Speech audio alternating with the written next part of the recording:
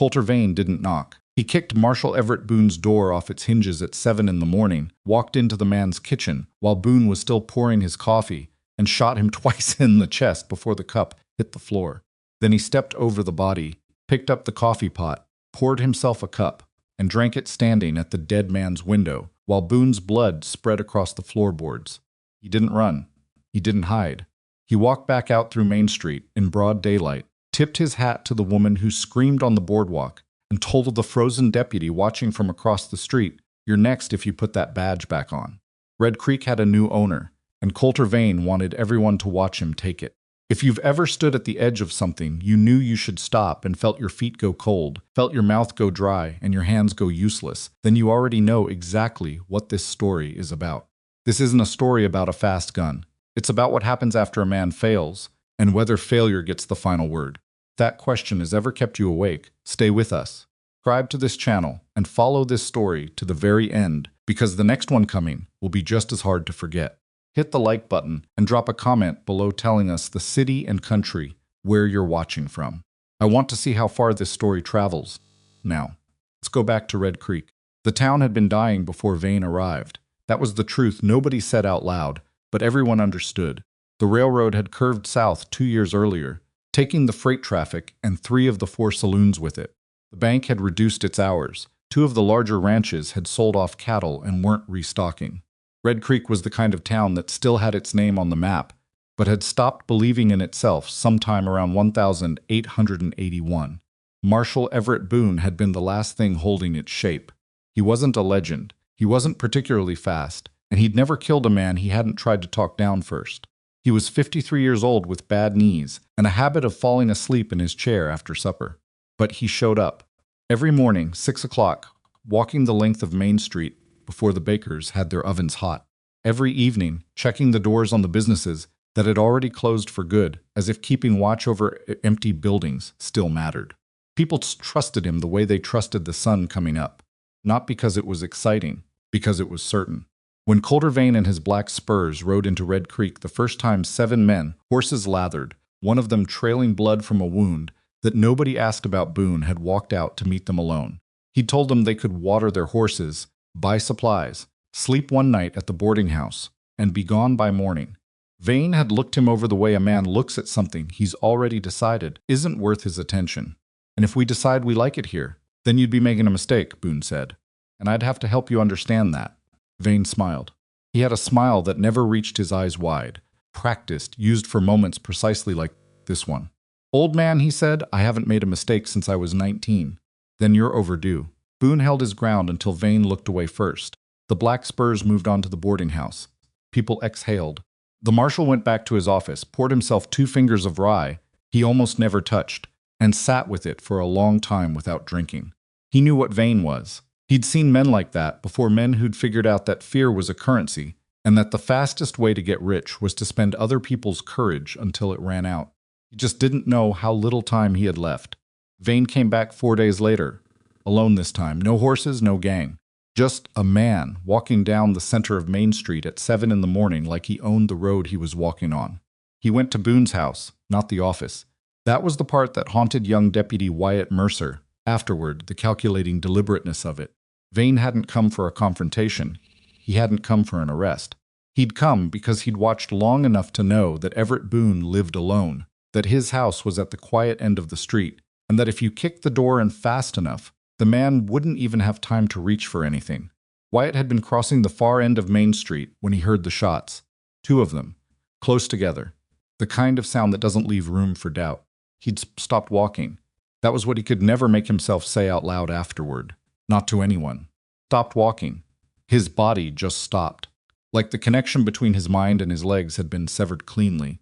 And he stood there in the early morning light with his hand on his holster and his feet turned to stone, while the echoes of those 2 shots rolled out across Red Creek and dissolved into the silence. Vane came out of Boone's house 30 seconds later. He wasn't hurrying. He walked back up Main Street at the same measured pace he'd come in on, hands loose at his sides, and when he passed within 40 feet of Wyatt, close enough that Wyatt could see the pale color of his eyes, he stopped. He looked at the deputy for a long moment. Wyatt's hand was still on his holster. Hadn't moved, couldn't move. Vane tilted his head slightly, the way a man does when he's confirming something he already suspected. Then he said quietly enough that it was almost friendly, "You're next if you put that badge back on." Kept walking. Wyatt stood there until Vane had rounded the corner and disappeared. Then he walked to Boone's house and found the marshal on the kitchen floor, the coffee still steaming in the cup on the counter, already spilling cold across the boards. He sat with Boone for a long time. He didn't send for anyone right away. He just sat on the floor beside the man who'd hired him and trained him, and never once raised his voice at him, even when he'd deserved it. He sat there while the coffee finished cooling, and the blood finished spreading, and Red Creek woke up around him, still not knowing what it had lost. When he finally stood up and walked outside, he took off his badge and put it in his shirt pocket. He told himself it was temporary. That was 11 days ago. The badge was still in his pocket, unworn, when the gray horse came up the southern road on a Tuesday afternoon, with the sun already starting to lean west. Wyatt was sitting on the front step of the marshal's office, which was still Boone's office, which he still couldn't make himself think of as his, and he almost didn't look up. He'd spent the last week and a half watching people avoid eye contact with him, and he'd gotten practiced at returning the favor. But something about the horse made him look. It was a big gray older, with a white muzzle and a way of moving that suggested it had covered serious distance without being pushed. The man on its back was somewhere between 60 and 70. It was hard to say exactly because he wore his age the way some men do, distributed unevenly, so that his hands looked older than his face and his eyes looked older than both. He wore a weathered canvas poncho the color of old dust, and under the brim of his hat his face was angular, unhurried, and deeply weathered. He rode the length of Main Street at a walk, looking at the buildings the way a man looks at something he's cataloging rather than admiring.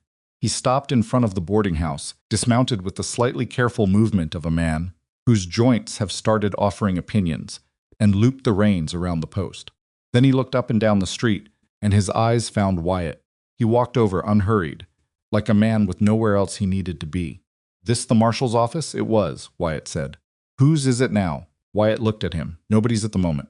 The man nodded slowly, studying the office door. "Town with no law." "Town with a situation," Wyatt said. "There's a difference." "Is there?" It wasn't quite a question. The old man looked back at him. "What's the situation?" Wyatt studied him for a moment. He'd learned, working under Boone, to try and read people before he spoke, not from suspicion, but because it saved time if you understood what kind of conversation you were walking into. This man was difficult to read. There was a stillness to him that didn't feel like passivity. It felt more like a man who'd been in enough rooms where things went wrong, fast, that he'd learned to conserve every unnecessary movement. "Man named Colter Vane," Wyatt said, "rides with a group called the Black Spurs. 6 men, maybe more by now. They killed the marshal 11 days ago. Left town after, but word came back this morning from a ranch 7 miles south they're camped down there. Coming back. Coming back for what?" "The town." Wyatt paused. "Vane doesn't just want to rob it. He wants to own it. Run it. Collect what there is to collect, and make sure nobody raises a hand about it." The old man was quiet for a moment. "You're the deputy," he said. Not a question. Wyatt looked at the badge in his pocket. He hadn't reached for it, but somehow the man had seen it anyway, or known. "I was. What are you now?" The question sat there between them, honest and unpleasant, the way honest questions usually are. "Working on that," Wyatt said. The old man looked at him for another moment without judgment, without pity, and without the worst thing, false encouragement.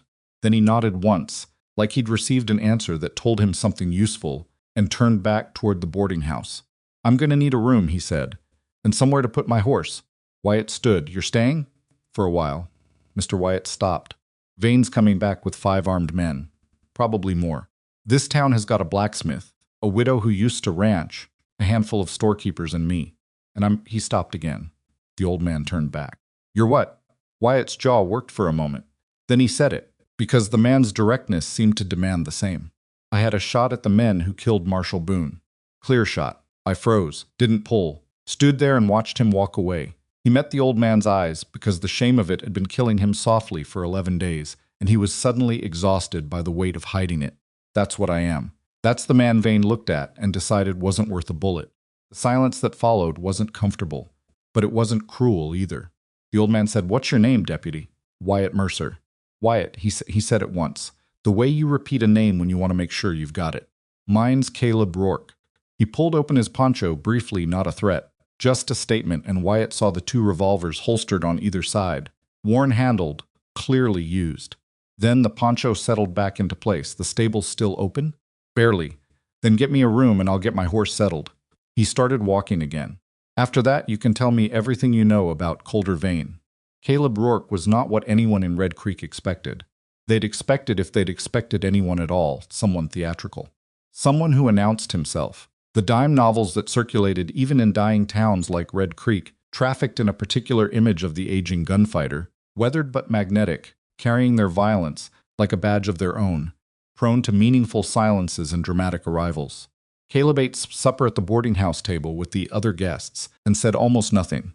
He asked the woman serving a sharp-eyed widow named Clara Haas, who ran the establishment with the precision of someone who couldn't afford for anything to go wrong, whether the bread was from this morning or yesterday.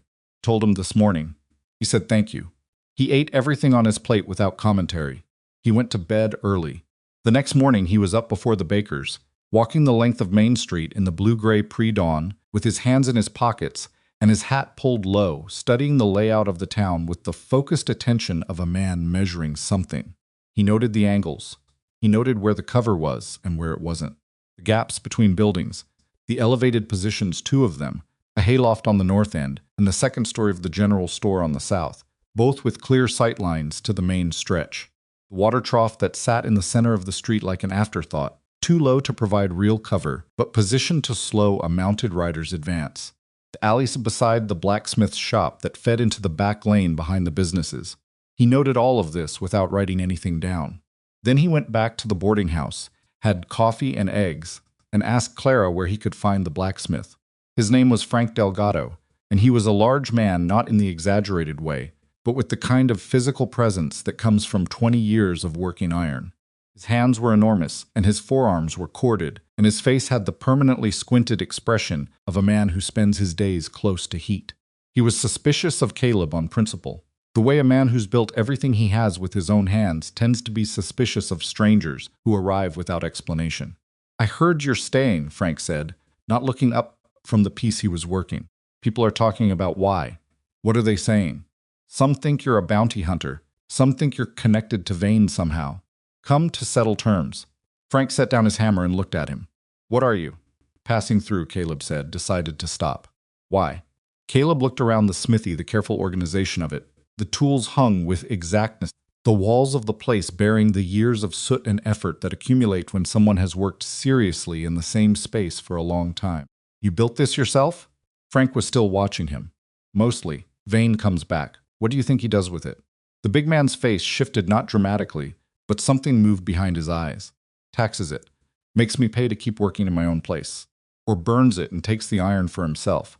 "Probably both," Caleb said. Eventually, he met Frank's eyes. "I'm not a bounty hunter, and I'm not connected to Vane. I'm an old man who's seen what happens when people decide they can't do anything about the things being done to them. I'd rather not watch it happen again."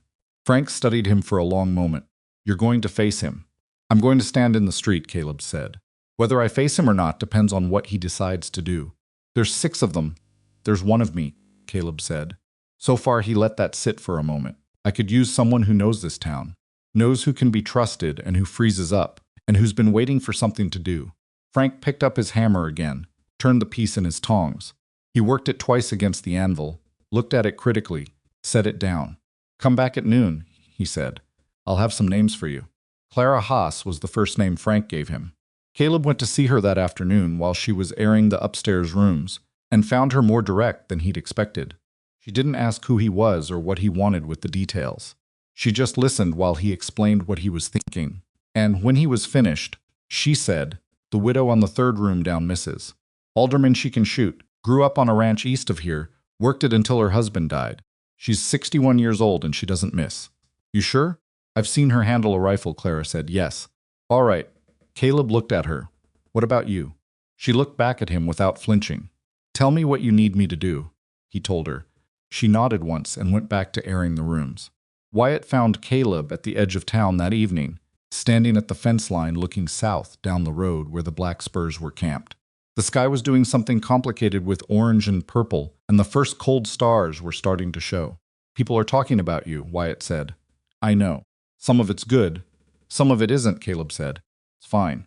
Wyatt stood beside him, looking south. Frank talked to me. Said you're organizing them. Giving them positions. Trying to. They're not soldiers, no, Caleb agreed. They're people who live here. That's better. He paused. Soldiers fight because they're ordered to. People fight when they decide their lives are worth fighting for. Takes longer to reach that decision, but it holds better once you get there. Wyatt was quiet for a moment. The wind moved through the dry grass along the fence line. You're not trying to make them fast guns. Couldn't make them that in 3 days if I wanted to. Caleb looked at him sideways. They don't need to be fast. They need to be in the right place, at the right time, and steady enough to do one thing when the moment comes. Most people can do one thing if they're not trying to do everything at once. And if they freeze, there it was. Wyatt hadn't meant to say it that directly, and he could feel the heat of it in his own face. Caleb turned to look at him fully. Not unkindly, but without softening it. Then they freeze, he said. And the people around them do their part anyway, and it still moves forward. He held Wyatt's eyes. You think Marshal Boone never froze? Wyatt blinked. Boone? Never. He was a man. He told me once years ago. We crossed paths at a stock auction up north. Had a long conversation over bad whiskey. He told me the first time he pulled his gun in the line of duty, his hand shook so hard he missed a man at 20 feet. Caleb paused. Missed him twice. Wyatt stared at him. He never talked about that. No, he wouldn't have. Caleb looked back south. Men like Boone don't tell the story of the miss. They tell the story of what they did after. 'Cause that's the part that mattered. He let a beat pass. Courage isn't never being afraid, Wyatt. Courage is refusing to let fear make the next decision. The last color was draining from the sky. The stars were coming in thick now, cold and indifferent. What if the next decision kills me? Wyatt said quietly. Caleb considered this with the seriousness it deserved. Then the decision after that becomes someone else's, he said. And maybe they make it because of what you did. That's how it works. Not neat. It's not fair. But that's the way of it. Wyatt looked down at the badge in his hand. He hadn't realized he'd taken it out of his pocket. He turned it over once, feeling the weight of it, and looked at it for a long time in the failing light. Put it back in his pocket, not on his chest yet, but in his pocket where he could feel it. The message came at midnight. One of the ranch hands from south of town rode in with a singed smell on his clothes and an ugly story. Someone had approached the stable in the small hours with a lantern and a clear intention. Stable boy young Ethan Mercer, 14 years old, the deputy's nephew who swept out the stalls and fed the horses for room, and Board had seen the man moving along the back wall and raised the alarm before the flame could catch. Caleb was up and dressed when they brought the news to the boarding house. He listened to the whole account, asked 3 questions, and then put on his poncho and walked to the stable in the dark. The man they'd caught was sitting against the wall, hands tied, looking at the floor. He was young mid-20s, trail-worn, with the particular emptiness behind the eyes that comes from following orders you've stopped questioning. Caleb crouched in front of him. Vane sent you. The man said nothing. You were going to burn it down. Caleb looked at the hay bales stacked along the wall, the dry timber of the stalls, the horses shifting in the dark, the horses inside, still nothing. That boy raised the alarm, Caleb said, 14 years old. Sleeping in the tack room, he waited. You knew someone might be in here. The man's jaw worked. Then quietly, he said just the horses, that he just wanted the horses gone. Caleb stood up. He looked at Frank Delgado, who was standing at the stable door with his arms crossed and his face doing something complicated. Then he looked at Wyatt, who had come in quietly behind them. He broke the deal before it started, Wyatt said. He gave himself 3 days. It hasn't been 3 days. No, Caleb said, it hasn't. He looked back at the man on the floor. Vane doesn't make deals. He makes the appearance of deals. He wants you to feel like there are rules, so when he breaks them, you're still standing there waiting for the rules to come back. Turned to Frank. Double the watch on the stable. I want someone at the north end of the street in the south. Not armed, I don't want anyone provoking anything before morning. Just watching and reporting. Frank nodded. Caleb turned to Wyatt. Get some sleep. Wyatt looked at him. And you? Caleb glanced at the stable ceiling at the last of the midnight dark pressing through the cracks in the boards. I'll sleep later, he said. He sat down on a hay bale and pulled his poncho around him, and he stayed there in the dark for a long time, listening to the horses breathe, thinking about the way things were going to go, the pieces he could control, and the ones he couldn't, the gap between the plan and the moment, the irreducible fact that when morning came, the gap would close, and everything uncertain would become certain, one way or another. He reached into his coat and touched the butt of the left revolver. Then the right. 2 of them, because once a long time ago he'd had one, and one hadn't been enough, and he'd promised himself afterward that he'd never stand in that position again. He sat in the dark and waited for the morning to decide what it wanted from him. Outside, Red Creek was quiet, and south, somewhere in the hills beyond the wheat fields, Colter Vane's campfire burned. The man they'd caught at the stable gave his name as Decker. Just the one name, offered with the flat resignation of someone who'd decided cooperation cost him less than silence. He was 24 years old and had been riding with the Black Spurs for 8 months and had done things he didn't elaborate on. And when Caleb asked him how many men Vane had camped south of town now, Decker said 7, not 5-7. Caleb absorbed this without visible reaction. He thanked Decker for the information, told Frank to keep him tied but comfortable, and walked back out into the pre-dawn dark of Red Creek, feeling the arithmetic rearranging itself in the back of his mind. 7 men, one of them currently sitting against a stable wall, 6 still in the field, against what Red Creek could put together, which was, by any honest accounting, a blacksmith, a 61-year-old widow, a boarding house keeper, a handful of storekeepers who hadn't held guns since the war or hadn't held them at all, and a deputy who hadn't put his badge back on his chest yet. The numbers were bad. They'd been bad before Decker said 7. What Caleb had learned over the long years of his life and the various situations those years had put him in was that bad numbers weren't necessarily decisive. Numbers told you about mass and probability. They didn't tell you about ground or timing or the difference between a man who was fighting to hold something and a man who was fighting to take it. The man protecting something had an advantage that couldn't be counted. He knew exactly where he was standing and why.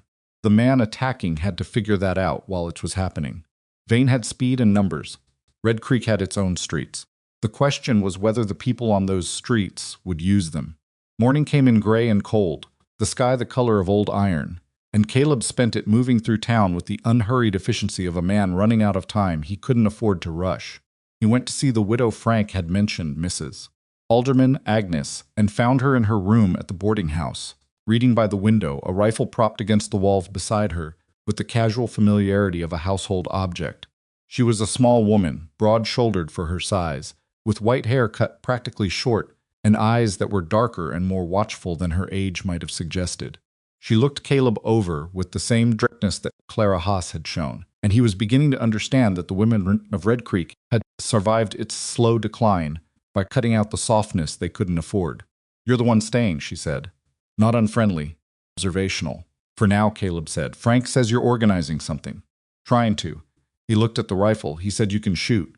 "I can shoot," she said without pride or performance. "What do you need?" He told her about the second floor of the general store, the sightline it gave to the south end of Main Street, the advantage of elevation, and the cover of the window frame. He told her he wasn't asking her to chase anyone, or hold a position under fire, or do anything that required her to be somewhere she didn't choose to be. He was asking her to take a position and hold it, and if a man raised his weapon toward one of the people in the street below, to make a decision about that. Agnes listened to all of this with her hands in her lap. "Storekeeper," she said. "Jeffers. He'll let me up there?" "Talk to him." She was quiet for a moment. "Then my husband would have stood in the street himself and been killed inside of 10 seconds. He was brave, but he was stupid about it." She said this without bitterness, more like a woman finally putting an old argument to rest. He'd have thought a woman upstairs with a rifle was somehow beneath the situation. She picked up the rifle, checked the action out of habit, set it down again. He was wrong about a lot of things. "Most of us are," Caleb said. She nodded. "What time?" "I don't know yet. Vane makes his own schedule.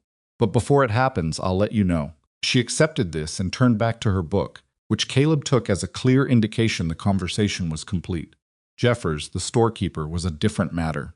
He was a compact, nervous man in his 50s, who had built his general store into something genuinely useful over 20 years, and was now watching the thing he'd built exist at the pleasure of whoever held the most violence in the county. He wanted Vane gone. He also wanted very badly not to be noticed by Vane in the process of wanting that. When Caleb asked to use his second floor, Jeffers went pale. "They see someone in my window." "They'll see a window," Caleb said. "Until they don't, and by then it won't matter. If they find out Jeffers." Caleb stopped him gently. "Vane doesn't do partial. He doesn't leave people alone because they stayed quiet. He takes what he wants from whoever's there. The only thing that changes whether you lose this store or keep it is whether Vane can walk into this town and do whatever he chooses. He held the man's eyes. I'm asking for one window, that's all. Jeffers was quiet for a long time, his fingers working the edge of his apron. Stairs are in the back, he finally said. She'll need to come in through the alley. Thank you. Jeffers didn't respond. He turned back to his counter and started arranging tins that didn't need arranging, and Caleb left him to it. The second twist nobody saw coming arrived that afternoon in the form of a rider from the south, not one of Vane's men, but a boy of about 16 from one of the outlying farms, riding hard with a message from his father. Vane had moved camp. He was no longer 7 miles south. He was 4 miles, and he'd moved the horses to a different position. And 3 of his men had been seen taking a long look at the north road out of town from the high ground above the creek. He was sealing the exits. Caleb took the message in the street outside the boarding house, thanked the boy, and stood for a moment in the flat afternoon light, thinking about what it meant. Vane wasn't just planning a confrontation. He was planning a containment. He wanted Red Creek unable to send for help and unable to run, so that whatever he did here happened in a closed system, no witnesses beyond the ones he chose to leave. That was a different kind of plan than a gunfighter's plan. That was a planner's plan. Frank came out of his smithy, wiping his hands on a rag. He'd seen the boy arrive. News? He's boxing us in, Caleb said. Frank absorbed this. How long do you think we have? Decker said 3 days from last night. But Vane broke his own timeline with the stable. I think the 3 days was theater. Caleb looked north and then south, measuring something invisible. I think he moves when he decides the mood is right, when he thinks we're scared enough that the welcome will cost him the least. Then we have to change the mood, Frank said. Caleb looked at him. What do you mean? Frank crossed his arms. He was thinking, which on his face looked like a kind of suppressed anger directed inward. Vane's counting on us sitting here, getting more frightened by the hour. More desperate, more likely to fall apart the second his horses come up the road. He met Caleb's eyes. What if we weren't sitting here doing that? What are you suggesting? I'm not suggesting anything yet, Frank said. I'm telling you what I'm observing. This town has been frightened for 11 days. But that's what Vane's been feeding on, not anything he's done since Boone. Just the waiting. The not knowing. He paused. People who are working on something are less frightened than people who are waiting. Caleb thought about this. All right, he said. Get them working. What happened in Red Creek over the following day and a half was not dramatic. It was the opposite of dramatic. It was the quiet, effortful, unglamorous work of people deciding to stop waiting for something bad and start doing something about it. Frank organized the defense of the blacksmith's shop, which had the advantage of thick stone walls on 3 sides and an interior position that commanded a view of the alley alongside it. He spent 6 hours moving heavy equipment into configurations that provided cover, without announcing what they were doing to anyone watching from the road. Clara Haas reorganized the boarding house so that every guest who was staying, by choice 3 of them, older men who'd made the calculation that they had nowhere else to be, had a clear exit route and a designated position if things came inside. She did this methodically, walking each of them through it twice, correcting the parts they got wrong, and not pretending any of it was less serious than it was.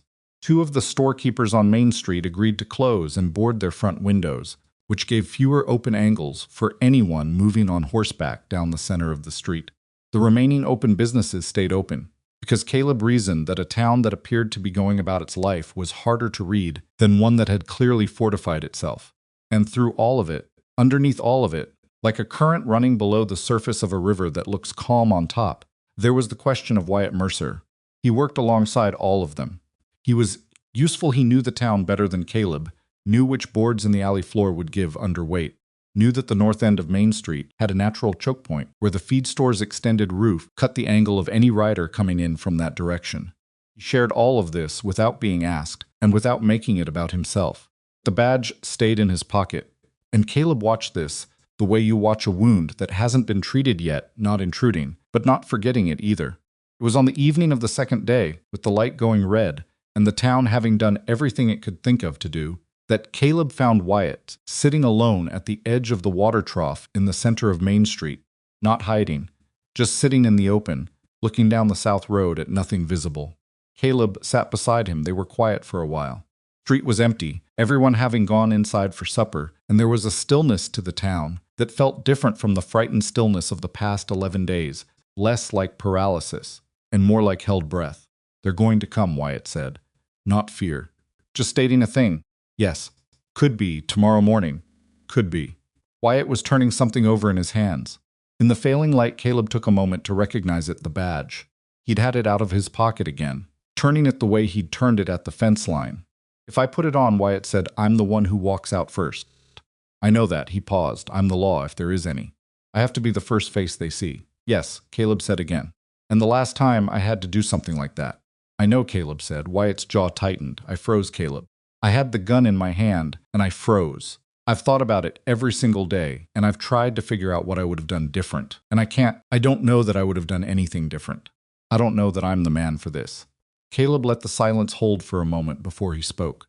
You know what I've never trusted, he said. Men who are certain they'll perform. Men who tell you flat out that when it comes to it, they'll do what needs doing, no hesitation, no question, no doubt. He shook his head. Those men scare me, because certainty like that isn't courage. Just not having thought about it hard enough. Wyatt looked at him. The ones I trust, Caleb continued, are the ones who aren't sure, who've thought about what could go wrong and felt the weight of it, who know exactly what it costs and are still trying to figure out if they can pay it. He paused. You've been in that calculation for 11 days. That's not weakness. That's the only honest way to do it.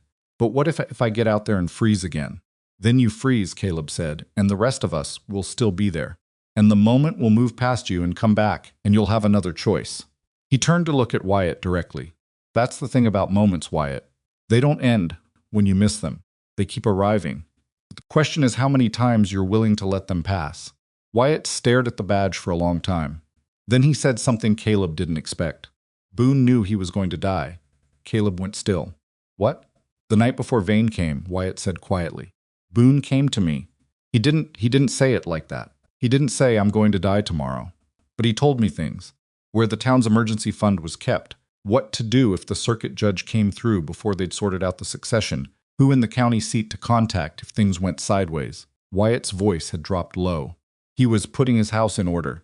He knew Vane was going to come back, and he knew he might not be there afterward.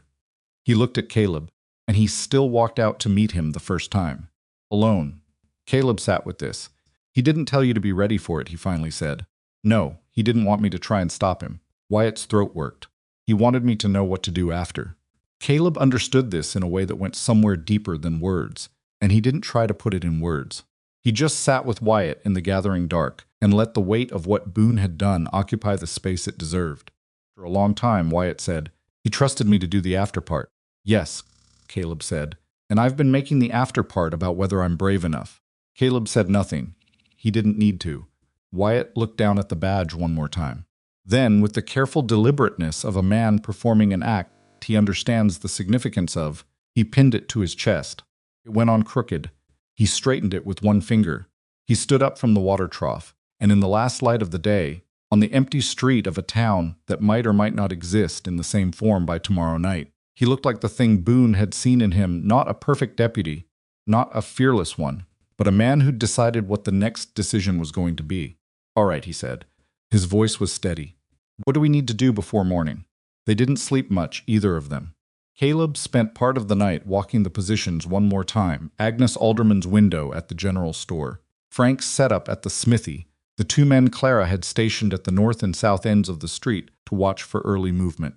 Everything was as ready as it was going to be, which was to say imperfectly ready, assembled from available materials, full of gaps that he could see clearly and couldn't close. Real situations were always like this. The plans in the dime novels were clean because the writers had the luxury of knowing how it ended. In the real messy, uncooperative world, you built what you could from what you had, and you stood behind it, and you hoped your read of the other man was right. Caleb's read of Vane was this. He was smart, calculated, and deeply vain. The intelligence made him dangerous. The vanity made him readable. He would want the confrontation to be a demonstration, not just a victory, but a performance of victory. Something that established his dominance over Red Creek so thoroughly that the town would never seriously consider resistance again. He'd want it to happen in the open, in daylight, with witnesses. That meant Main Street. That meant noon or close to it. What Vane hadn't accounted for was the possibility that his performance had already started going wrong. Decker in the stable. The town that hadn't folded the way frightened towns were supposed to fold. The old man who hadn't ridden out. Vane was going to come in expecting to find a town on its knees. What he was going to find was something else, something messier and less certain, which was the only kind of thing that actually had a chance. The morning was very quiet. Ethan Mercer, the stable boy, the deputy's nephew, came to find Caleb just after dawn. He was a wiry kid with his uncle's jaw and enough sense to be scared, and enough stubbornness not to show it. And he said he'd heard what was coming and wanted to know what he could do. Caleb looked at him for a long moment. "Nothing," he said. Ethan's face went tight. "I can shoot. My uncle taught me." "I know you can shoot," Caleb said, which he didn't actually know, but which he sensed was true. "That's not the point. Then what is?" Caleb crouched slightly, so he was level with the boy. "You know what the hardest job in a situation like this is? It's not the person with the gun. The person with the gun has something to do. They're busy. They're moving." He held Ethan's eyes. "The hardest job is the person who stays where they're supposed to stay and doesn't put themselves in a position where someone else has to worry about them instead of the situation." Ethan stared at him. "You're telling me to hide." "I'm telling you to stay out of the shooting," Caleb said. "There's a difference. I need you to go to the stable. Stay there. Keep those horses calm, because if they scatter in the middle of this, it becomes something else. I need you to keep them steady, and I need you to not be anywhere on Main Street." He paused. "Can you do that?" The boy was working through his frustration visibly, the way 14-year-olds do, the math of the request fighting with the need to be useful in a way that felt significant. "You're sure that matters?" he finally said. "Horses matter in every fight that's ever happened with horses in it," Caleb said. "Yes, I'm sure." Ethan nodded, reluctantly, but he nodded. "Keep your head down," Caleb told him, "and stay in the stable until someone you trust comes to tell you it's over." The boy went.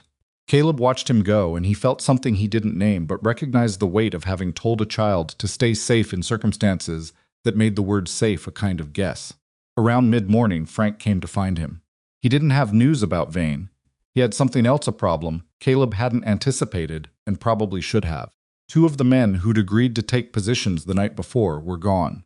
Not fled exactly. One had a wife in the next town and had ridden out before dawn saying he needed to get her clear of whatever was coming. The other, a younger man who worked the loading dock at the feed store, had simply not appeared. Frank had gone to his boarding room and found it empty, and the man's things still there suggested he hadn't made a calculated decision so much as woken up in the dark hours with the reality of it pressing on him, and simply walked away from it without being able to put together a reason to stay. Frank told Caleb this with a carefully neutral expression that was doing a lot of work to stay neutral. "We still have the positions that matter," Caleb said. "I know." Frank's jaw worked. I understand why they went. "I'm not angry at them." He stopped. "I am angry at them. But I understand it. Both things can be true," Caleb said. "How do you do this?" Frank said, and for a moment the question came out raw and unguarded in a way that surprised them both. "How do you stand here, knowing it might go wrong, knowing people you organized might get hurt, and how do you keep the doubt from eating you?" Caleb considered this question with the seriousness of a man who had been asked it before, in one form or another, by different people in different places, and had never found a completely satisfying answer. "I don't," he said. "The doubt's always there. I've never had a moment before something like this where I felt certain it was going to be fine."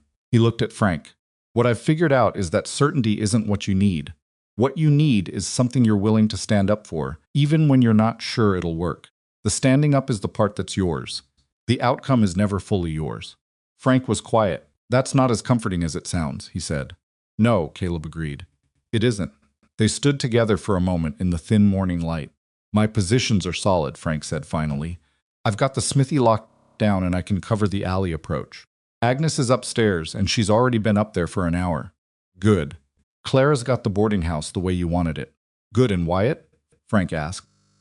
Caleb looked toward the marshal's office at the far end of the street, where Wyatt had been since first light, sitting in the chair outside the door, the way Boone used to sit it, badge on his chest, watching the south road. "Wyatt's where he needs to be," Caleb said. Frank looked at him sideways. "And you?" Caleb reached inside his poncho and touched each revolver once, a habit so old it had become automatic, a check of presence rather than readiness. "Same," he said. A rider appeared at the south end of Main Street. Not Vane. One of the watchers Frank had posted a rancher's son, maybe 18, riding back in at a trot, with his hat pushed back, and his face holding the specific expression of someone carrying urgent news that he doesn't fully want to be the one delivering. Pulled up in front of them. "They're moving." he said, slightly breathless. Coming up the road, all of them, he swallowed. Vane's in front. Caleb looked at the sun.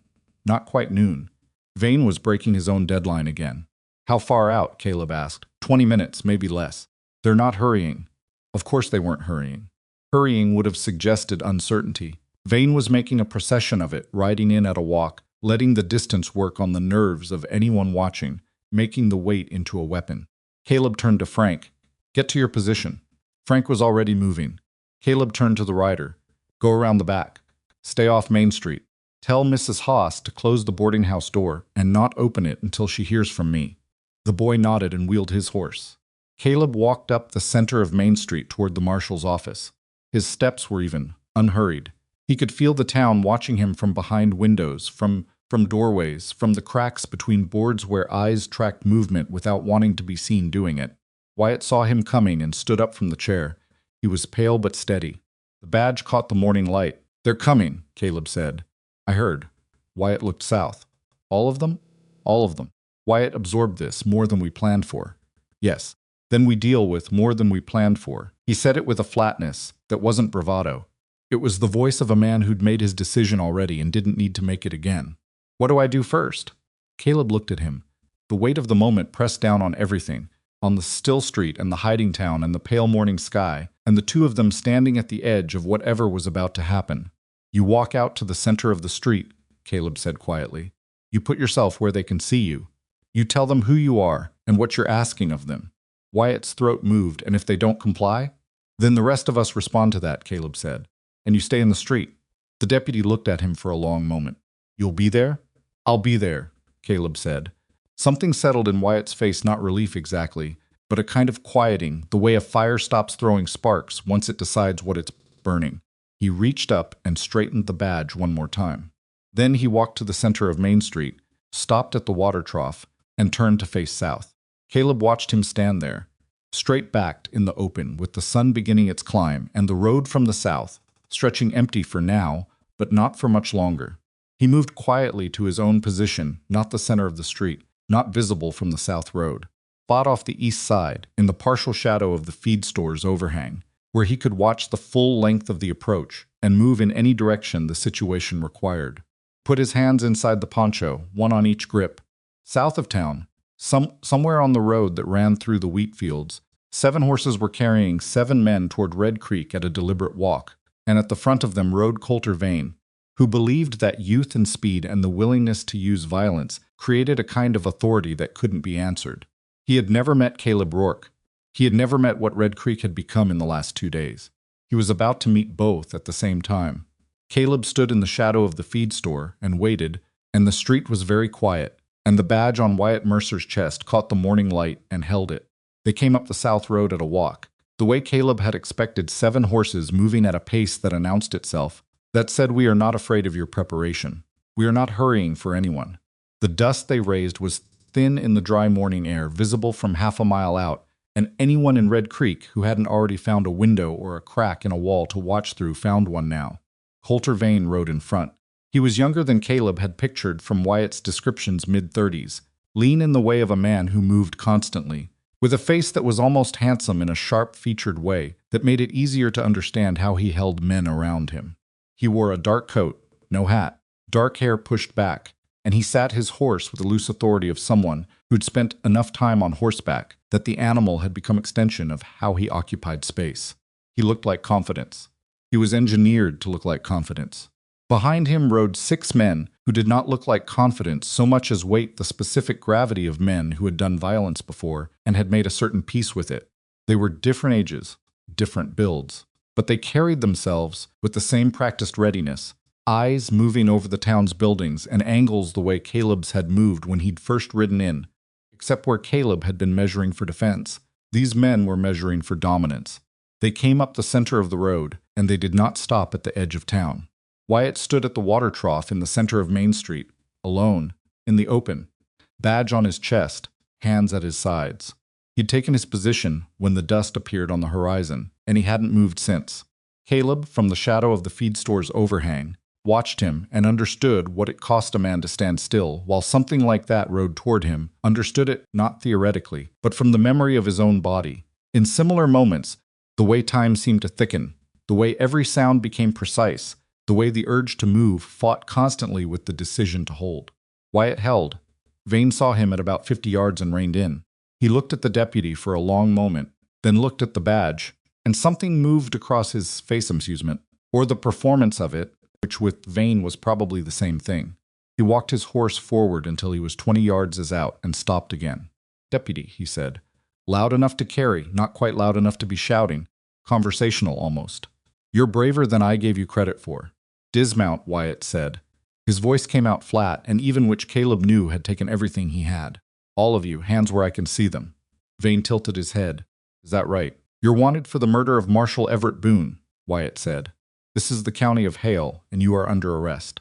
Dismount and surrender your weapons, and nobody needs to be hurt." The silence that followed was not a silence of consideration. It was the silence of a man savoring the shape of something before he breaks it. Vane turned and looked at the man riding to his left, a heavy-set rider with a thick beard, who Caleb had been watching, and the two of them seemed to share a moment of private amusement at the deputy's expense. Then Vane looked back at Wyatt. "Where's the old man?" he said. Wyatt didn't answer. Vane's eyes moved along the street, taking in the closed storefronts, the boarded windows, the stillness. He wasn't alarmed by it, he was reading it, the way a man reads terrain. "I know he's here," Vane said. "Older fellow, gray horse poncho. Somebody said he rode in 3 days ago and didn't ride back out." His eyes kept moving. "I'm not worried about him. I just like to know where things are." "Dismount," Wyatt said again. Vane sighed, the exaggerated sigh of a man being asked to deal with something beneath his interest, and reached into his coat. Wyatt's hand dropped to his holster. Vane produced a folded piece of paper slowly, making sure it read clearly as paper and not as a weapon. He unfolded it with one hand, the horse standing still beneath him. "I have a bill of sale," he said pleasantly, "for the Red Creek Marshal's office, the associated land, and 3 of the businesses on this street. Signed by their previous owners." He held it up. "Legal document." "Witnessed. Signed under duress isn't legal," Wyatt said. "Signed is signed, deputy. Murder isn't a sale." Wyatt's jaw was set. "Dismount." Vane folded the paper and put it back in his coat, and his expression changed not dramatically, but the performance of pleasantness dropped away, and what was underneath it was simpler and colder. "I've given you fair warning," he said. "I've given this town the better part of 2 weeks to understand how things are going to be. The marshal made a poor choice, and he paid for it. You have an opportunity to not make the same choice." He paused. "Put the badge on the ground and walk away, and this goes easy." "No," Wyatt said. Vane looked at him for a beat. Then he raised his revolver. The blacksmith fired first. The shot came from the smithy, not from the door, but from the side window, the one that looked down the alley, and it caught the heavy-set rider to Vane's left in the shoulder and spun him sideways in the saddle. The horse shied hard.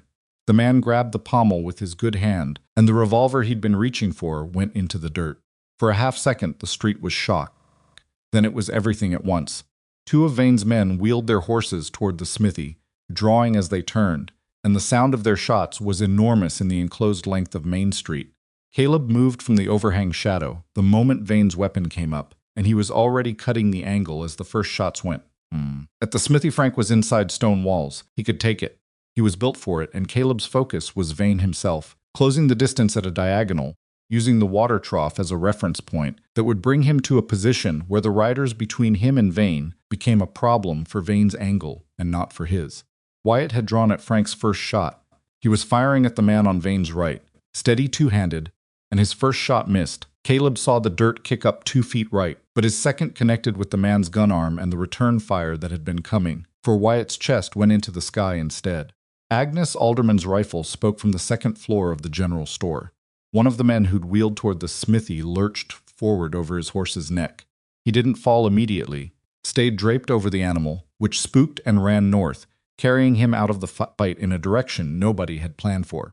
3 of Vane's men were still mounted and functional.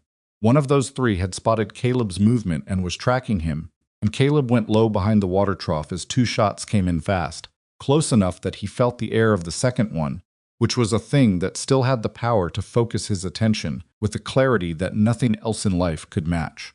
He came up on the left side of the trough and put 2 shots at the tracking rider, the first clipping the man's horse on the flank, which made the animal bolt sideways and threw the man's aim wild, the second hitting the rider in the thigh.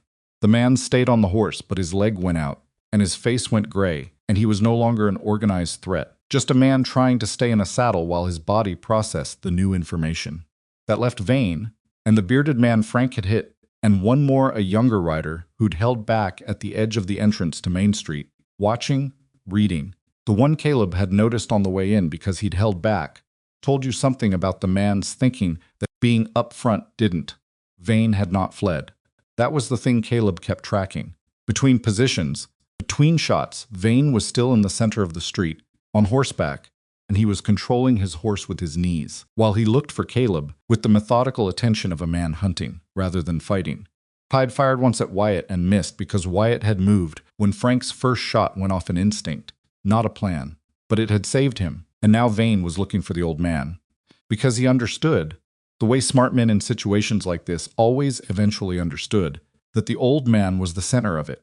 Caleb didn't give him time to find it on his own terms. He stepped out from the right side of the trough at 10 yards, left revolver up, and said, "Vane." Vane turned. He was fast. He was genuinely, legitimately fast. Caleb had figured this, and he'd been right, and the gap between Vane's turning speed and the average man's was real and significant. He brought the revolver around in one fluid movement that had the shape of long practice, and he almost made it. Caleb's left revolver fired.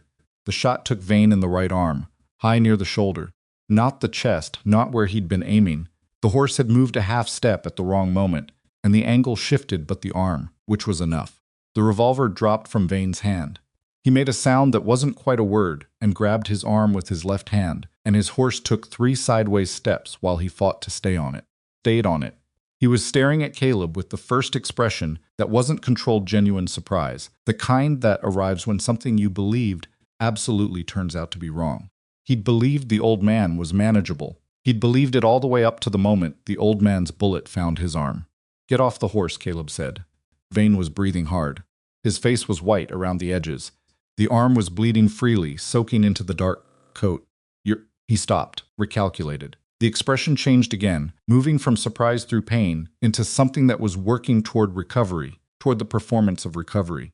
"You got lucky. Dismount," Caleb said. He heard boots on the boardwalk to his left and registered it without looking. Frank, coming out of the smithy with the shotgun he'd positioned there, moving toward the bearded man, who was still in the saddle but had stopped being a factor when his shoulder gave out.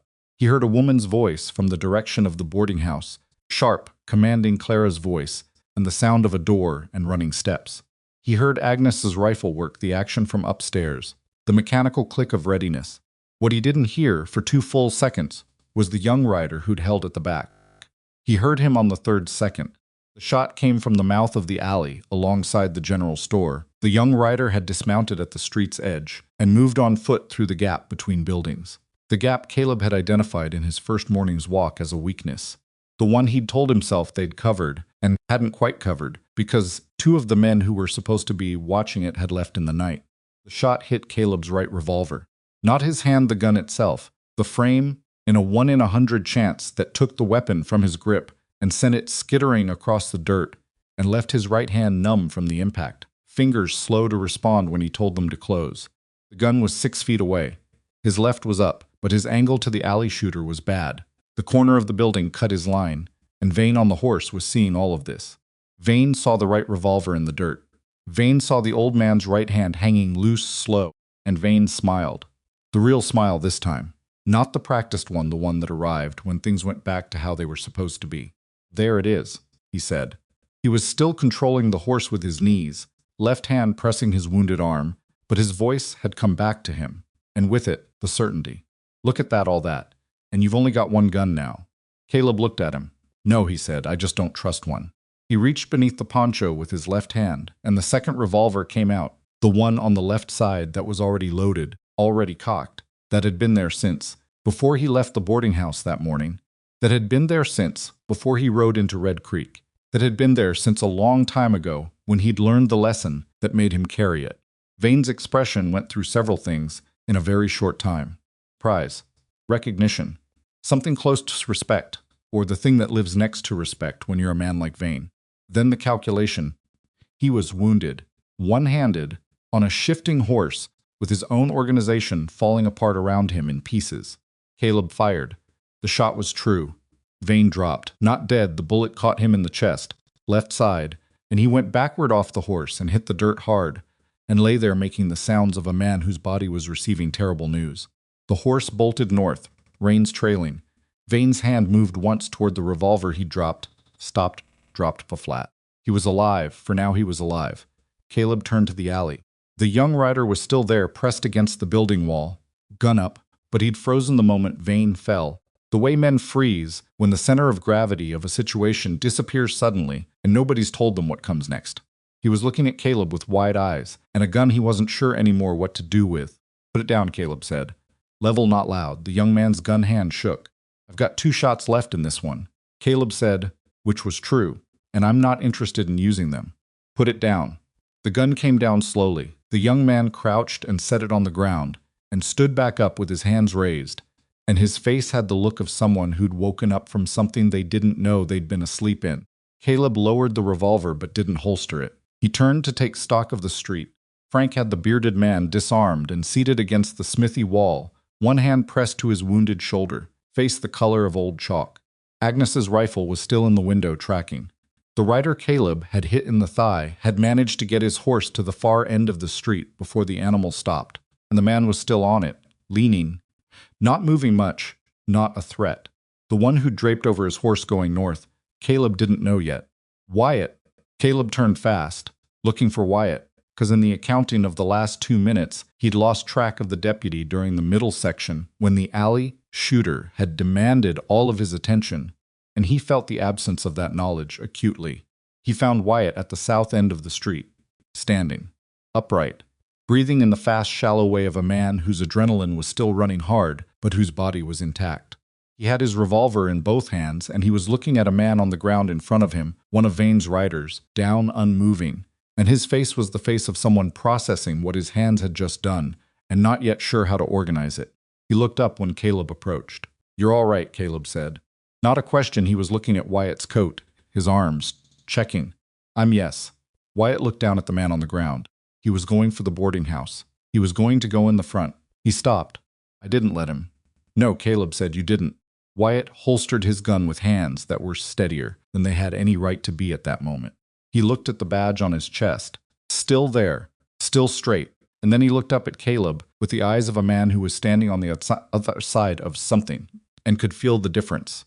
There wasn't time to let it settle, because from the north end of the street came a sound that pulled both their heads around, a shout, high and young, followed by another shot.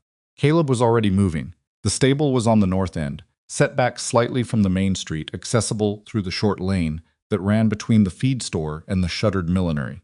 Caleb went up the lane at a run, not a young man's run, the ground-eating controlled movement of someone who knew how to cover distance without burning everything he had, and came out into the yard beside the stable with the left revolver up. The scene was this. The rider whose horse had bolted north had not made it far.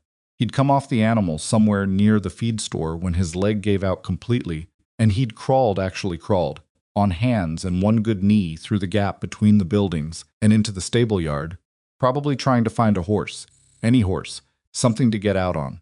He'd found Ethan instead. The boy was backed against the stable wall. The man was between him and the door, on his feet now, but barely his wounded leg had been wrapped with his own belt in some rough improvised fashion, and he was leaning against the stable doorframe with a knife in his hand rather than a gun, because the gun had apparently gone when he came off the horse. The man's face was not the face of someone planning something. It was the face of someone who was out of options and knew it, and was making the knife mean more than it did, because there was nothing else left to make mean anything. Ethan had not run. That was the thing that hit Caleb in the chest. When he came around the corner, the boy had not run, even though he'd had space to, even though Caleb had told him to stay down and stay safe. He was standing against the wall, with his hands at his sides and his chin up, and he was scared. You could see he was scared, but he was standing there. Caleb pointed the revolver at the man with the knife. "That's enough," he said. The man turned, looked at Caleb, looked at the gun. Something in his face, the wound, the exhaustion, the accumulated fact of how the last 10 minutes had gone, seemed to make the decision for him. He lowered the knife. Then he let it drop. Then he sat down on the ground with the clumsy, collapsing movement of a man whose body has finished. Caleb kept the gun on him for 3 more seconds, then lowered it. He looked at Ethan. "I told you to stay inside," he said. "I did stay inside," Ethan said. His voice was almost steady. came to me. Caleb looked at the man on the ground, then back at the boy. You're not hurt? No, all right. He was looking at Ethan's face, the set of his jaw, the deliberate control of it, and he understood something that he filed away without saying. Go find your uncle. He's at the south end of the street. Tell him you're all right, before he has a chance to come looking. Ethan nodded and went, quickly, and Caleb watched him go with the particular kind of relief that lives right alongside the particular kind of anger you feel when a child you told to stay put doesn't stay put and then comes out of it fine anyway. He zip-tied no. He had no zip ties. This was 1,883. He used the man's own belt and a length of rope from inside the stable to secure the man's hands. Checked the leg wound well enough to confirm it wasn't going to kill him in the next hour, and left him sitting against the stable wall. He walked back to Main Street. The accounting, when it came together, was this. Vane was down, chest wound alive, but not in a condition to be anyone's authority for the foreseeable future. 2 of his men were dead on the street. 3 were wounded and disarmed, and sitting in various positions of defeat along the length of Main Street and the stable yard. The young rider from the alley had his hands zip-tied. Caleb had used a leather strap from the smithy and was sitting beside the bearded man against the smithy wall, looking at the ground. The man whose horse had bolted had been brought in and was with the stable prisoner. That was 7, all 7. Frank came to stand beside Caleb in the center of Main Street, shotgun now cradled rather than aimed. He was bleeding from a cut above his eyebrow where a piece of something stone chip, wood fragment, had caught him when the shooting came at the smithy wall. He didn't seem to have noticed Agnes, Caleb said. Fine, Frank said. She's coming down, Clara? I haven't heard otherwise. Caleb looked at the length of Main Street, the overturned horse trough that had taken a bullet and split, the glass from a window that had caught a stray round, the marks in the dirt, the 2 men who were not going to get up again. Felt, as he always felt, in the immediate aftermath of something like this, a deep and wordless tiredness that had nothing to do with his body and everything to do with the weight of what violence cost, not in the romantic sense, not in the dramatic sense, but in the plain exhausted sense of a man who had seen it too many times to feel anything clean about the fact of it. It's over, Frank said, carefully, like a man who doesn't want to say it too loud in case it isn't. The shooting part, Caleb said. Agnes Alderman came down from the general store with her rifle and walked to the center of the street and looked at what was there. Her face was deliberate and contained. She looked at Caleb, then at Frank, then at the length of the street, making her own accounting. Jeffers is going to charge me for that window frame, she said.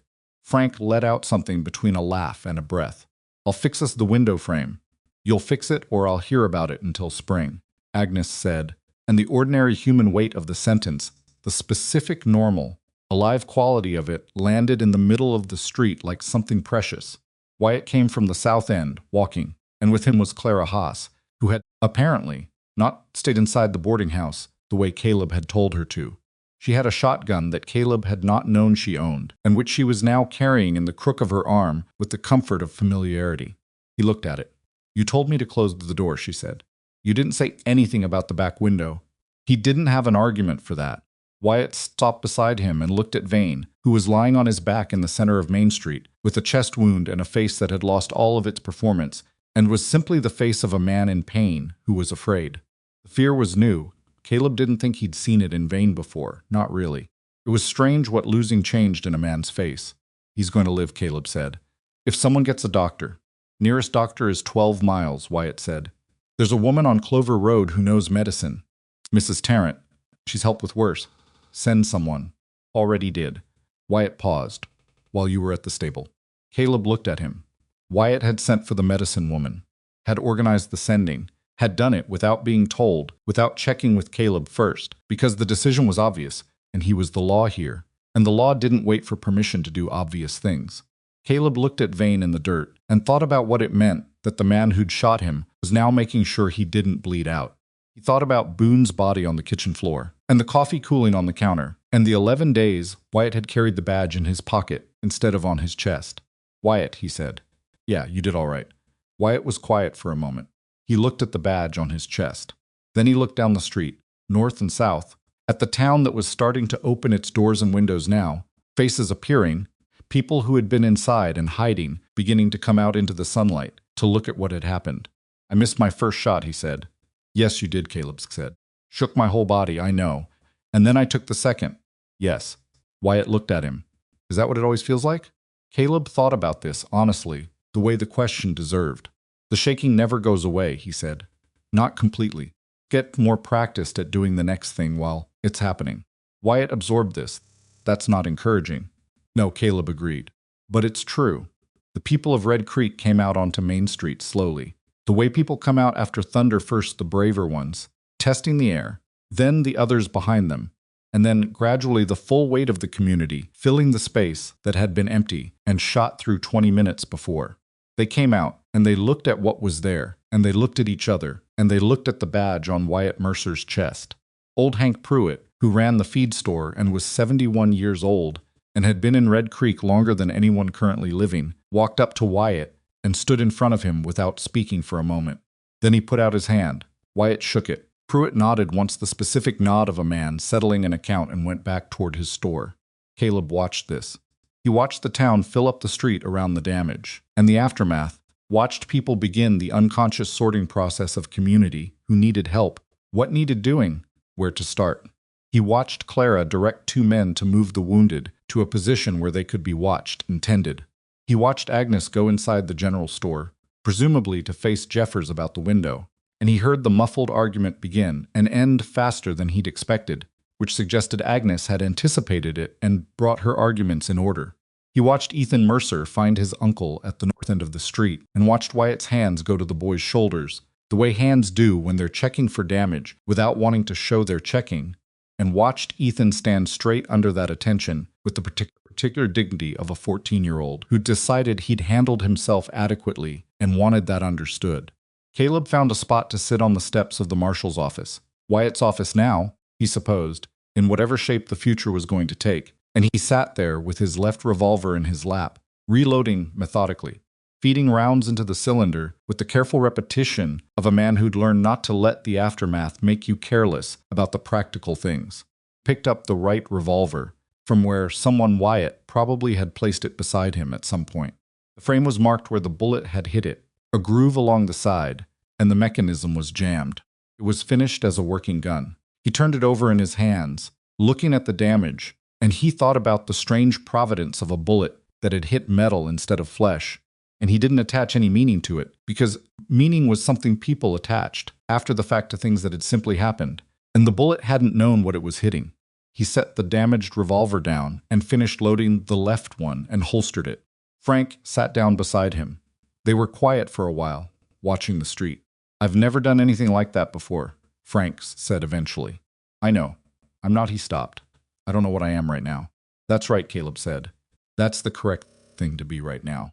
Frank looked at his hands. They were big hands, Smith's hands, and they were steady now because the body recovers faster than the mind. Does it sort itself out later? Mostly, Caleb said. Takes a while. How long? Caleb thought about it honestly.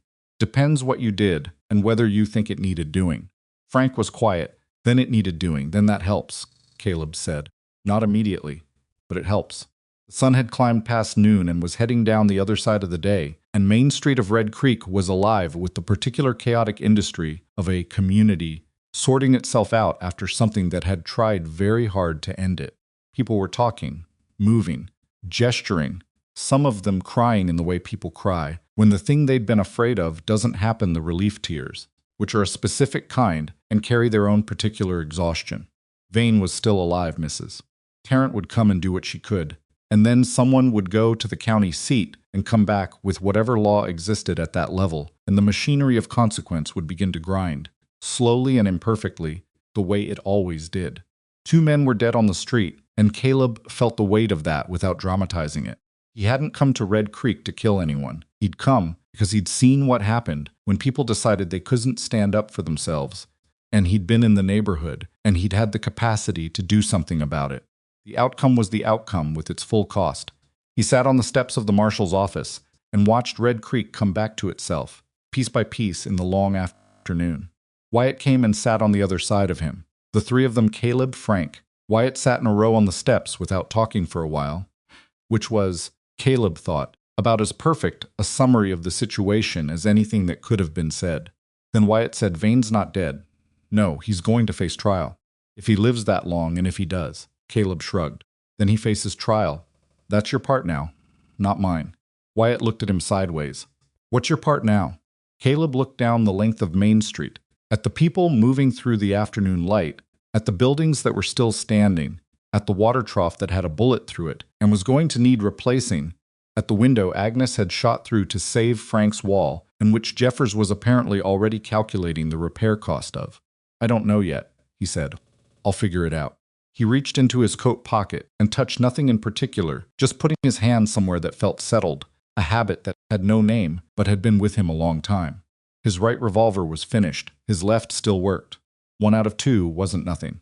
The afternoon moved on around him, and Red Creek breathed, and somewhere at the far end of the South Road, the wheat field stood in the low gold light doing what wheat fields do, indifferent to what had happened on the road beside them, going on. Mrs. Tarrant arrived 2 hours after the shooting stopped, came in a buckboard driven by the ranch hand who'd been sent for her, and she was a woman of about 60, with gray-streaked hair pinned practically back, and a leather bag that had the worn, decisive look of something that had seen a great deal of use. She didn't ask questions when she arrived. She looked at the wounded men arranged along the shaded side of Main Street, made a rapid private assessment, and went to work in the order she'd determined, which was not the order anyone had placed them in. Started with the bearded man. His name turned out to be Corbett, offered with the same flat resignation as Decker's single name had been offered, because the shoulder wound had bled longest, and the infection risk was the highest. She worked quickly and without sentiment, and the sounds from that corner of the street were not pleasant, but she narrated none of it and made no apologies for the discomfort she was causing, which Caleb respected. She moved to the man with the thigh wound, then the young rider from the alley, who had a cut along his forearm from a wood fragment he hadn't noticed until the adrenaline stopped. Then last she went to Colter Vane. Caleb watched her cross the street to where Vane lay, still on his back, now with a folded coat under his head that someone, Clara, probably had placed there with the practical mercy of a woman who understood that keeping a prisoner alive required a minimum of comfort. Vane's face was gray. His breathing was audible from 10 feet away, the labored, careful breathing of a man whose chest hurt every time it moved and who'd discovered that the alternative to breathing carefully was worse. Mrs. Tarrant crouched beside him and began her examination without preamble. Vane looked at her, then passed her at Caleb, who was standing nearby. "You're still here," Vane said. His voice had lost everything that had made it a performance tool. It was just a voice now, rough and diminished. "Still here," Caleb said. "Figured you'd ride out." A pause for breath after. "After what?" Vane's eyes moved across the street, taking inventory the way he'd always taken inventory, even now, even like this. "After you won." He said the word with a flatness that might have been irony or might have been something more honest than irony. "Men like you always ride out after they win. Leave the mess for somebody else." "Men like me," Caleb said, "old ones." Another careful breath. "The ones who've been doing this long enough to know it doesn't feel the way it's supposed to." Mrs. Tarrant told him to stop talking and hold still. He stopped talking and held still, which was perhaps the most obedient Colter Vane had been in 15 years. Caleb watched her work and thought about what Vane had said. There was something in it, not wisdom. Vane didn't traffic in wisdom, but observation. He was a man who'd watched people for a long time and cataloged what he saw, and what he'd seen in men like Caleb was accurate enough to land. It didn't feel the way it was supposed to. It never had. The dime novels said it felt like resolution. What it actually felt like was a long, quiet, unromantic tiredness, and the knowledge that tomorrow would require the same things today had required, just in different arrangements. "He'll live," Mrs. Tarrant said, standing. She said it to Wyatt, not to Caleb, because she'd identified correctly who the authority was in Red Creek at this moment. The bullet passed through. He's lost blood and he'll run a fever by morning, but if the fever breaks in 2 days, he'll stand trial. She paused. "If it doesn't break, he won't." Wyatt nodded. "What does he need?" "Rest, water, and someone to watch him through the night for the fever." She looked at Vane. "And he needs to stop talking, which I understand is a significant ask." She moved on to collect her tools. The afternoon settled into the specific shape of a hard day, finishing the long light going amber, people exhausted in their bodies but unable to stop moving, the community's nervous energy working itself out through activity, because sitting still felt dangerous, even now that the danger was over. The 2 men who died in the street, both of them, Vanes, were moved before the worst of the heat. Wyatt handled this with the careful, deliberate respect that Caleb had noticed in the man when he dealt with things he didn't want to rush. He'd covered them properly. spoken briefly to the men who'd helped carry them, and noted their names. One had papers. One didn't in the ledger that Boone had kept in the marshal's office, and that Wyatt was now keeping in the same desk drawer. Decker, still tied in the stable, was brought out and added to the row of prisoners. He looked at the aftermath of the street with the expression of a man doing arithmetic about the choices that had led him here. Caleb sat with him for a few minutes, not from obligation, but because Decker had given him Vane's real numbers the night before, and that information had mattered, and he believed in acknowledging things that had mattered. "You didn't have to tell me 7, Caleb said. Decker looked at him. "No, why did you?" The young man was quiet for a moment. He picked at the rope on his wrists, not trying to escape it, just something to do with his hands. "I've been with Vane 8 months, he said. Before that I worked a cattle operation outside Laramie for 3 years. Before that I did other things." He paused. "I don't think I'm a good man." "I'm not going to say that." He looked up. "But I didn't want to set fire to horses." He said, "Just the building, just the horses. Nobody's in there. But there was a kid sleeping in the tack room." His jaw worked. "I've got a brother who's 14. Caleb looked at him. "Where's your brother?" "Laramie still." "A beat." "I hope still." "Tell that to Wyatt," Caleb said. "When he takes your statement, the full account, what you told Vane about the stable, what you were asked to do, what you actually did. Tell it straight." Decker looked at him. "Why? Because it's the truth," Caleb said.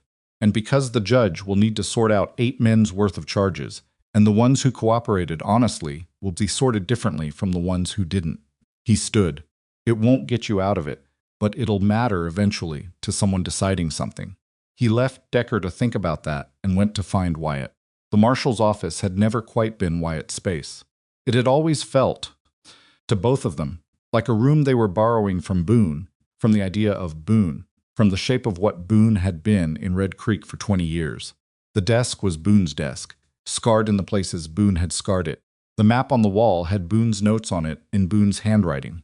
The chair behind the desk still held, faintly, the impression of a man who wasn't there anymore. Wyatt sat at the desk now, writing in the ledger, and he didn't look like a man borrowing a room.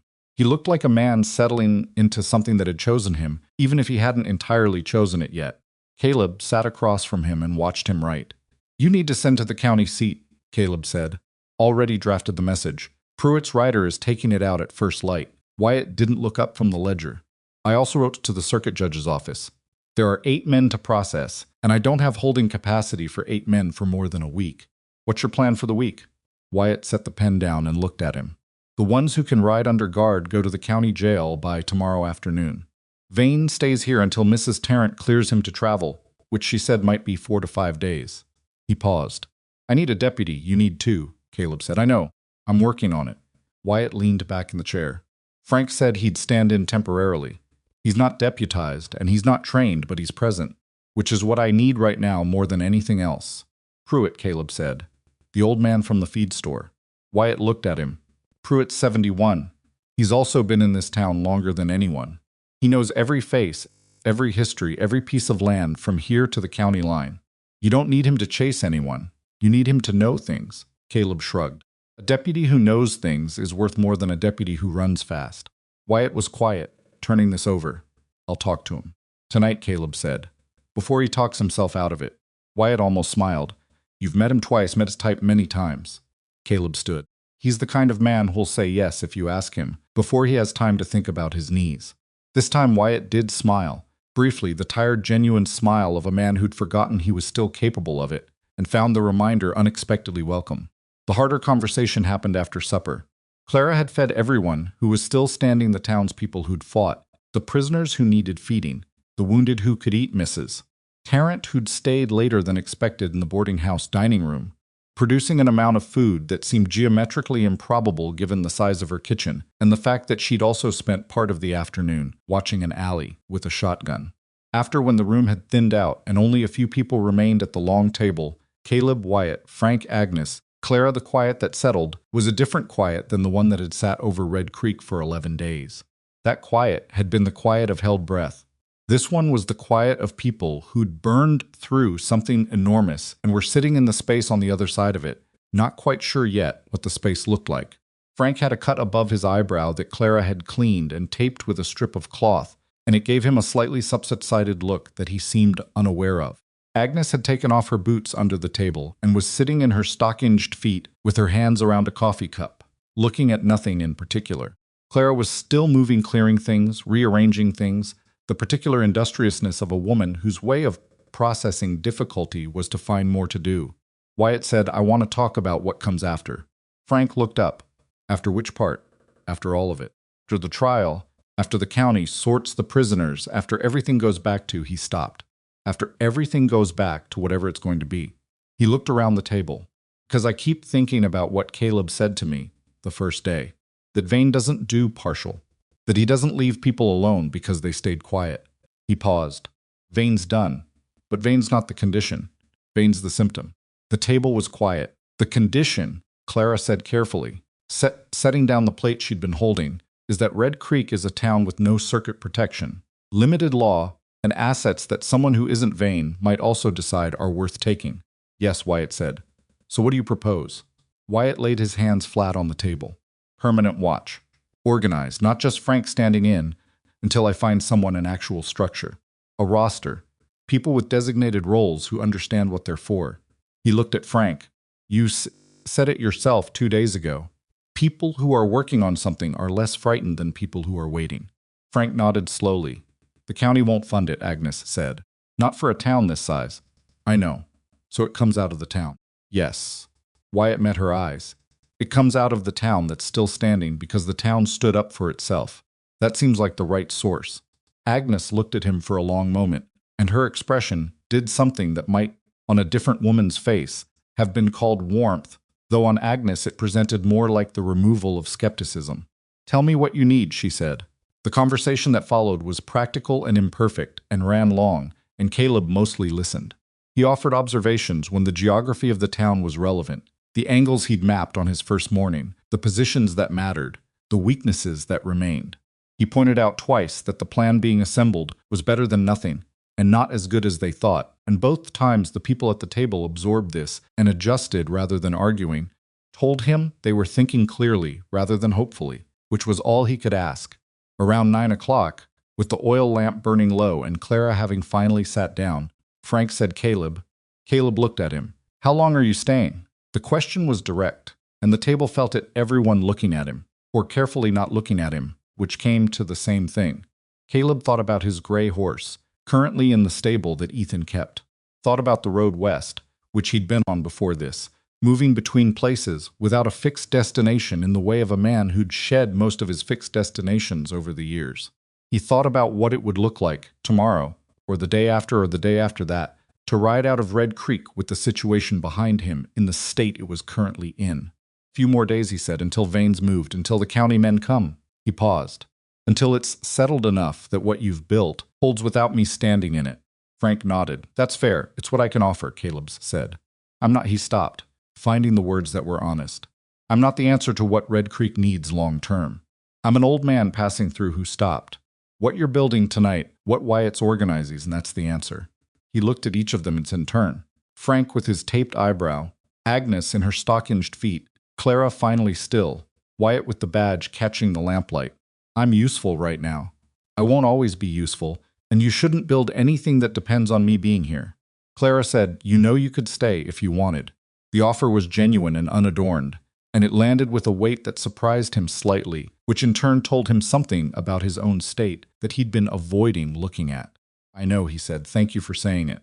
He didn't say more than that, and Clara didn't push it, because she was a woman who understood the difference between an offer and a demand, and she'd made the former without expecting it to become the latter.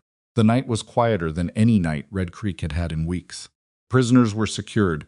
The watches were set Frank's system, running in 2-hour shifts, men who'd volunteered from the small pool of able and willing. Wyatt was in the marshal's office, where he'd be sleeping for the foreseeable future, the door open. Caleb sat on the front step of the boarding house for a long time in the dark. He wasn't thinking about anything particular. He was doing the thing that he did in the hours, after difficult days, letting the residue of it pass through without trying to organize it into meaning. The shots fired, the faces, the sound of the street during and the sound of it after. Vane's expression when the second revolver came out from under the poncho. The specific quality of Wyatt's voice when he'd said, I didn't let him. These things would stay with him. They always did. Every situation, Every town, filed in the long record that he carried without reviewing very often, because reviewing it too closely served nothing. What he thought about eventually was Ethan Mercer. The boy standing against the stable wall, hands at his sides, chin up, scared, and not running. 14 years old, and making the calculation in real time. I was told to stay here, and I will stay here, even though what's in front of me is telling me to run. He hadn't been brave in the theatrical sense. He'd just been stubborn in the specific way of someone who'd decided what he was going to do, and was doing it even while everything else was suggesting he reconsider. Caleb had seen that quality before, in people both young and old, and he'd found it more reliable over the years than most other things he'd encountered. Performed courage was easy to collapse. The stubborn, quiet, unglamorous kind, the kind that didn't announce itself and didn't know it was being watched, that was the kind that held. He heard footsteps on the boardwalk and looked up. Ethan. The boy sat down on the step beside him without asking, which Caleb found he didn't mind. He'd done the same thing himself at 14, found the person who seemed to know things and sat near them, and hoped some of it came loose. Quiet for a while. Uncle Wyatt's going to be all right, Ethan said. Not a question. More like a statement he was trying out, checking whether it felt true. Yes, Caleb said. He was different today after. Ethan pulled his knees up. I don't mean different bad. Different like I don't know. Fit better. Caleb thought about this. He made a decision he'd been putting off, he said. People tend to fit better once they've made a decision. What decision? To be the person he already was. He paused, knowing that was oblique enough to be useless to a 14-year-old. He was a good man before today. He just didn't trust that being a good man was enough when things got hard. Today he found out it was. Ethan considered this. Was he scared? Very, but he still did it. Yes. The boy was quiet for a while. The night sounds of Red Creek, the horse shifting in the stable, the distant murmur of the watch changing over, a door somewhere moved around them. That man in the stable, Ethan said, with the knife. I thought about running. I know, Caleb said. I didn't run. I know that too was that. The boy stopped. Started again. Was that brave, or was that just stupid? Caleb thought about it honestly. Both probably, he said. They're not always different things. Running would have been smarter. Staying was. He found the word. Staying was yours. You decided it. That's what matters about it. Ethan turned this over visibly. You're not going to tell me I did the right thing. You did what you did, Caleb said. You survived it. What you make of it from here is more important than whether it was right. He looked at the boy. Don't chase the feeling. Don't spend the next 10 years looking for another moment like that one to prove something to yourself. That's the trap. Ethan frowned. What trap? Men who discover they can hold their ground in a dangerous moments sometimes spend the rest of their lives standing in dangerous moments looking for the same feeling. He let that sit. It's not courage. That's habit. And it gets people killed themselves and people around them. The boy was looking at him with the focused, serious attention of someone who understood this was not a casual observation.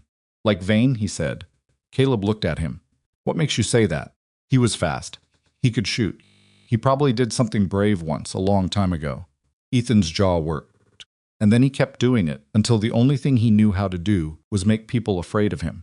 Caleb was quiet for a moment. You're sharper than you look, he said. Uncle Wyatt says the same thing. A flicker of something on the boy's face, pride, affection, the specific warmth of someone who loves the person they're quoting. He says it like it's a compliment. It is, Caleb said. Ethan stood up. He was at that age where they were always slightly surprised to find how much growing they'd done, the body ahead of the mind's accounting of it.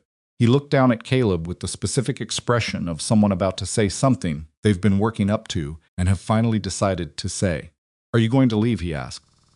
Yes, Caleb said. Not tonight, but yes. Ethan nodded slowly. Will you come back? Caleb looked at him. He thought about the truth, and the kindness of the truth, and the cruelty of false kindness, and the various ways a man could answer a question like this from a 14-year-old boy on a dark front step. Probably not, he said, but you won't need me to. Ethan stood with this for a moment. Then he nodded the same specific nod that old Pruitt had given Wyatt earlier, the settling of an account, and Caleb thought that the boy must have learned it somewhere. Or people just arrived at that gesture independently when they accepted something they didn't entirely want to accept. Good night, Ethan said. Good night, Caleb said. The boy went inside. Caleb sat on the step for another hour before he went up to bed. The next 3 days happened in the incremental, unglamorous way that the aftermath of violent events always happened slowly, with paperwork, kind of exhausted practical problem solving that the dime novels never covered because it didn't fit the pacing.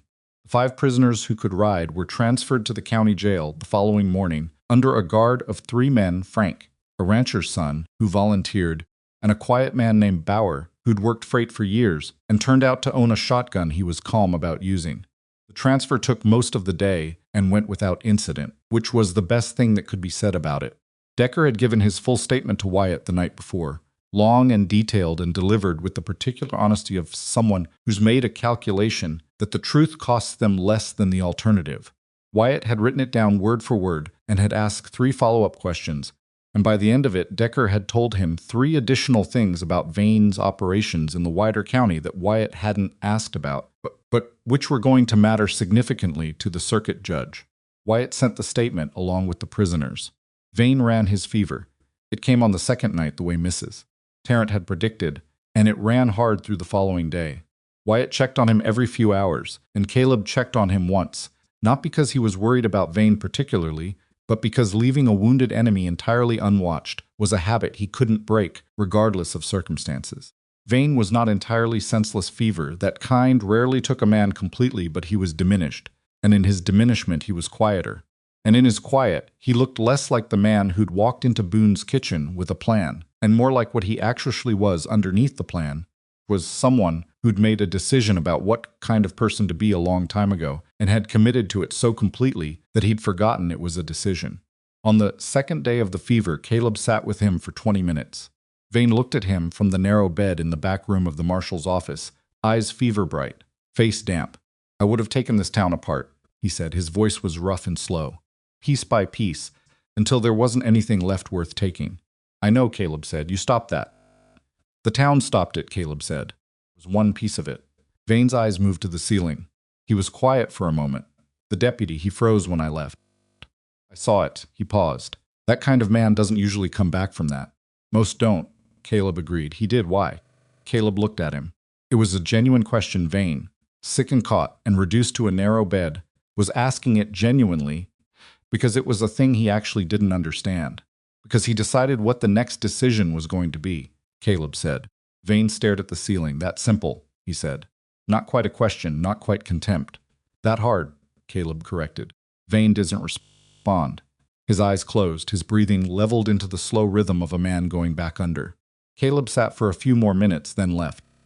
On the 4th day, the fever broke. Mrs. Tarrant confirmed it in the morning and cleared Vane for transport by end of week, and Wyatt sent another rider to the county seat with the update. The machinery was moving now, slow and creaking but moving, and Caleb felt the particular shift that happened when a situation reached the point where it no longer required him specifically. It was late afternoon when Ethan found him at the stable, checking on his gray horse. "There's someone here for you," the boy said. Caleb turned. "Who?" "Clara." Ethan's expression was carefully neutral in the way of someone who knows something and is performing not knowing it. "She said to come to the dining room when you're done." He went. Clara was at the dining room table alone with a folded cloth in her hands.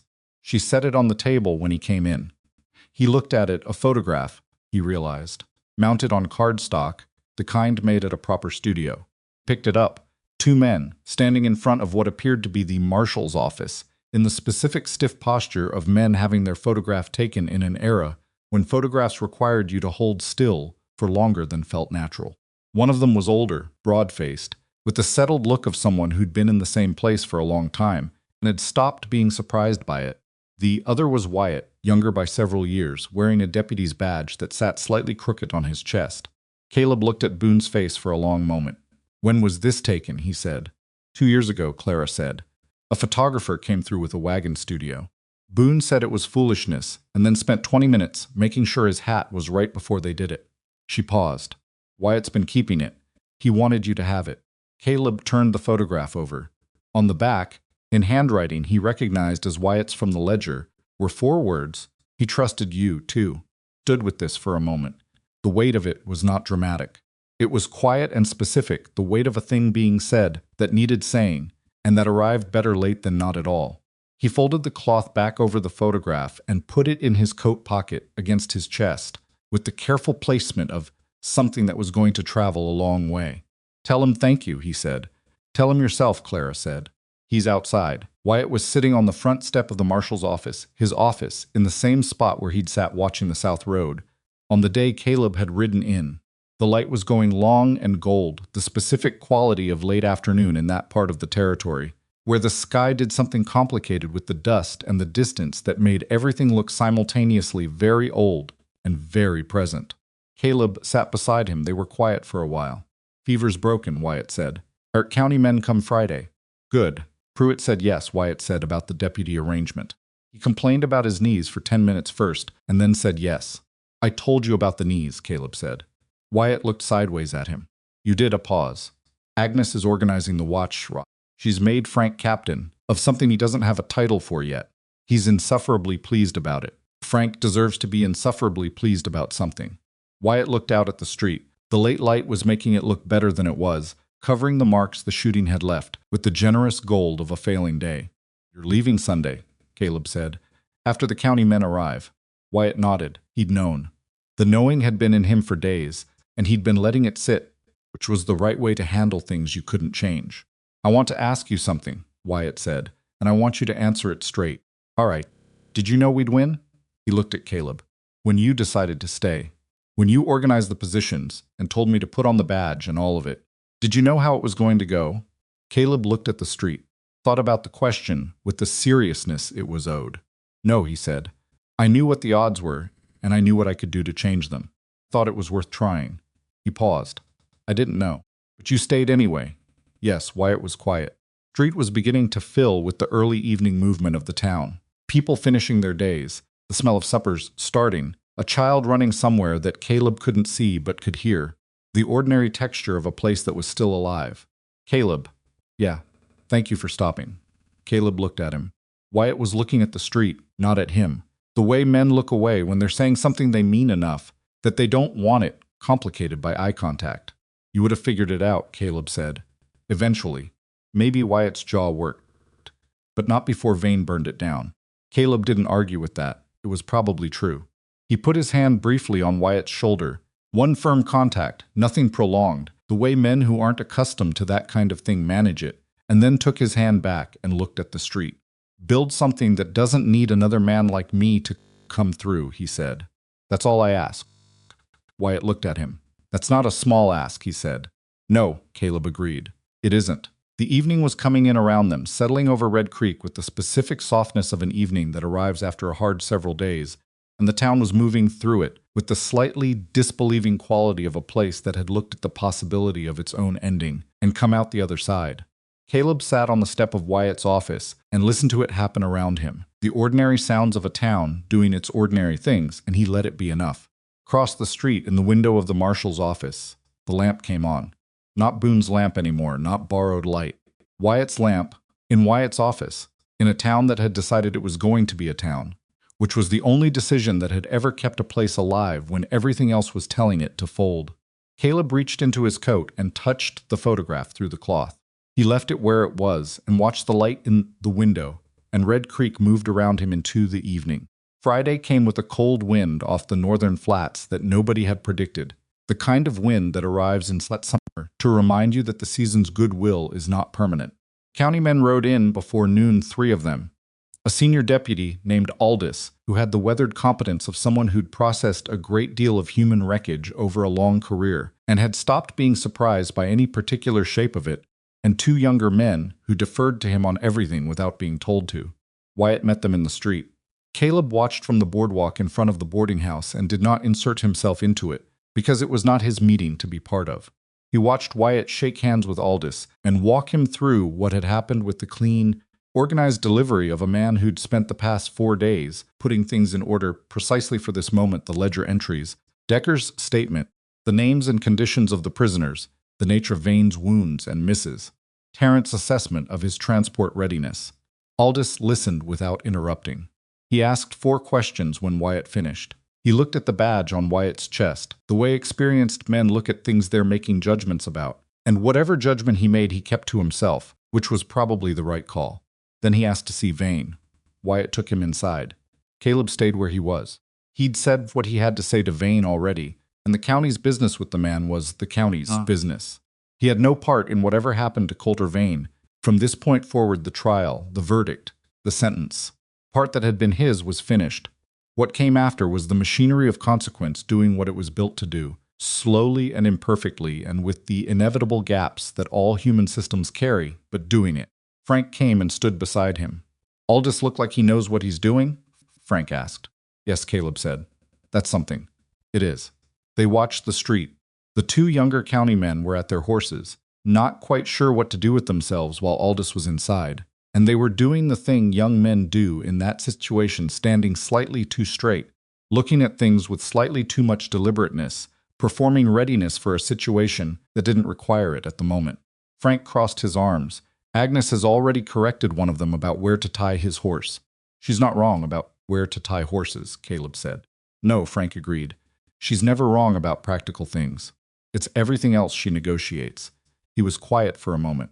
"Keep thinking about the man I shot. The first shot of the whole thing." Caleb looked at him. "Corbett," Frank said. "The one with the shoulder.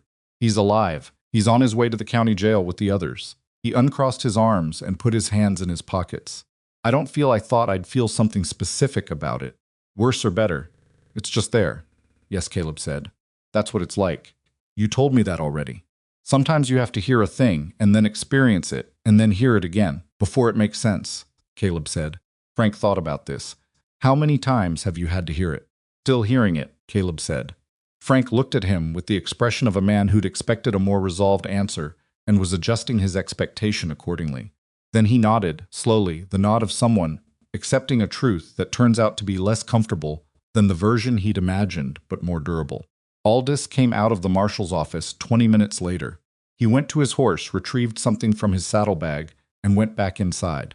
Another 10 minutes passed. When he came out again, he came to find Caleb, which Caleb had half expected. "You're the one who organized the defense," Aldous said. Not a question he'd gotten this from Wyatt's account. "I helped," Caleb said. "The town organized itself." Aldous looked at him with the skepticism of someone who'd heard that particular modesty before and didn't have the time to unpack it. "You put a bullet in Vane?" "Yes." "You know who he is? Beyond Red Creek?" "I know he operated in 3 counties before this," Caleb said. "I know he had arrangements with at least 2 freight operations, and that the county seat has been aware of him for longer than they've been active about it." Aldous absorbed this without visible reaction. "The circuit judge is going to want a statement from you." "Send it to Red Creek," Caleb said. "Wyatt knows where to reach me if it comes to that." Which was not entirely true. Wyatt didn't know any such thing, because Caleb didn't have a fixed address to be reached at, but it was true enough to be useful.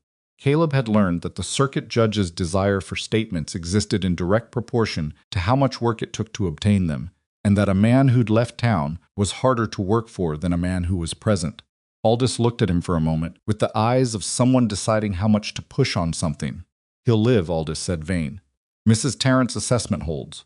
He'll go to trial." "Good," Caleb said. "You're not concerned about what happens at trial." "I'm concerned," Caleb said. "I'm not involved." "There's a difference." He met Aldous' eyes. "What happens in a courtroom is your part. I did my part." Aldous studied him for another moment, then nodded once, the specific nod of a man acknowledging a boundary he doesn't intend to argue with, and went back to his work. The transfer happened in the early afternoon. Vane was brought out on a stretcher improvised from 2 boards and a blanket, because Mrs. Tarrant had cleared him for transport, but not for walking the length of the street under his own power, and Wyatt had made the call to take that instruction literally. Vane was placed in the back of a buckboard, with 2 of the county men flanking it on horseback, and he looked at Red Creek as he was carried through it with the flat, stripped expression of a man who'd lost the ability to make his face perform anything useful. He didn't look at Caleb. Caleb stood at the edge of the boardwalk and watched them load him, and he thought about the morning. Vane had walked into Boone's kitchen, and what he'd believed about himself in that moment, that he was inevitable. The kind of force he represented moved through towns like Red Creek, the way weather moved through them, too large and too fast, and too indifferent to be argued with. He'd been wrong about that, not because he'd underestimated Caleb, though he had, because he'd underestimated what a town could become when it decided it was worth defending. He'd looked at Red Creek and seen a collection of frightened people waiting for a reason to surrender, and he hadn't been entirely wrong about what he was looking at, but he'd been completely wrong about what those people were capable of becoming in 72 hours when someone gave them something concrete to do. was Vane's real miscalculation, not tactical, philosophical. He believed that fear was permanent, in people who'd already shown it, that a man who froze once would always freeze, that a town that had already bent would never straighten. He'd built his entire operation on that belief, and Red Creek had spent 3 days quietly making it false. The buckboard moved south down Main Street and turned at the edge of town toward the county road. Wyatt stood beside Caleb and watched it go. "That's done," Wyatt said. "That part of it," Caleb said. Saturday was the day Red Creek buried its dead. The 2 men who died in the street during the shooting had been kept in the cool of the stable practical necessity. Nothing ceremonial about it, and on Saturday morning they were taken to the small cemetery on the hill east of town that looked out over the wheat fields and the long, flat distance beyond. Wyatt conducted the burial with the careful, slightly uncomfortable dignity of a man who hadn't done this before in an official capacity and was doing his best with it. He said the names of the 2 men, Harlan Greer, the one with papers, and the one without papers who Decker had eventually identified as going by Cole. Just Cole, no second name that anyone knew. He said something brief about what had happened and why, without making it into more than it was, and then he was quiet for a moment, and the people who'd come up the hill were quiet with him. Not many had come, the townspeople mostly, a few of the ranch families from the outskirts who'd heard and come in for the day. Agnes and Clara standing side by side with the particular solidarity of women who've been through something together and don't need to talk about it to know that the other one understands. Frank stood with his hat in his hands, looking at the 2 graves, with the expression Caleb had come to understand. Was his processing faced the suppressed internal argument, working through something he hadn't resolved yet. Ethan stood beside his uncle, close enough that their shoulders were touching, which was the 14-year-old version of holding a hand. Caleb stood at the back. He'd come because it was right to come, not because he'd known Greer or Cole or felt anything about them specifically beyond the flat, sober acknowledgement of what it meant that they were in the ground. They'd been Vane's men, and they'd made Vane's choices, and those choices had brought them here. That was the whole of the story for them. And it was a short story, and Caleb didn't try to make it longer or more meaningful than it was, because doing so would have been a dishonesty about the nature of consequence. What he did think about, standing at the back of the hill, with the wind coming down from the north, was Boone.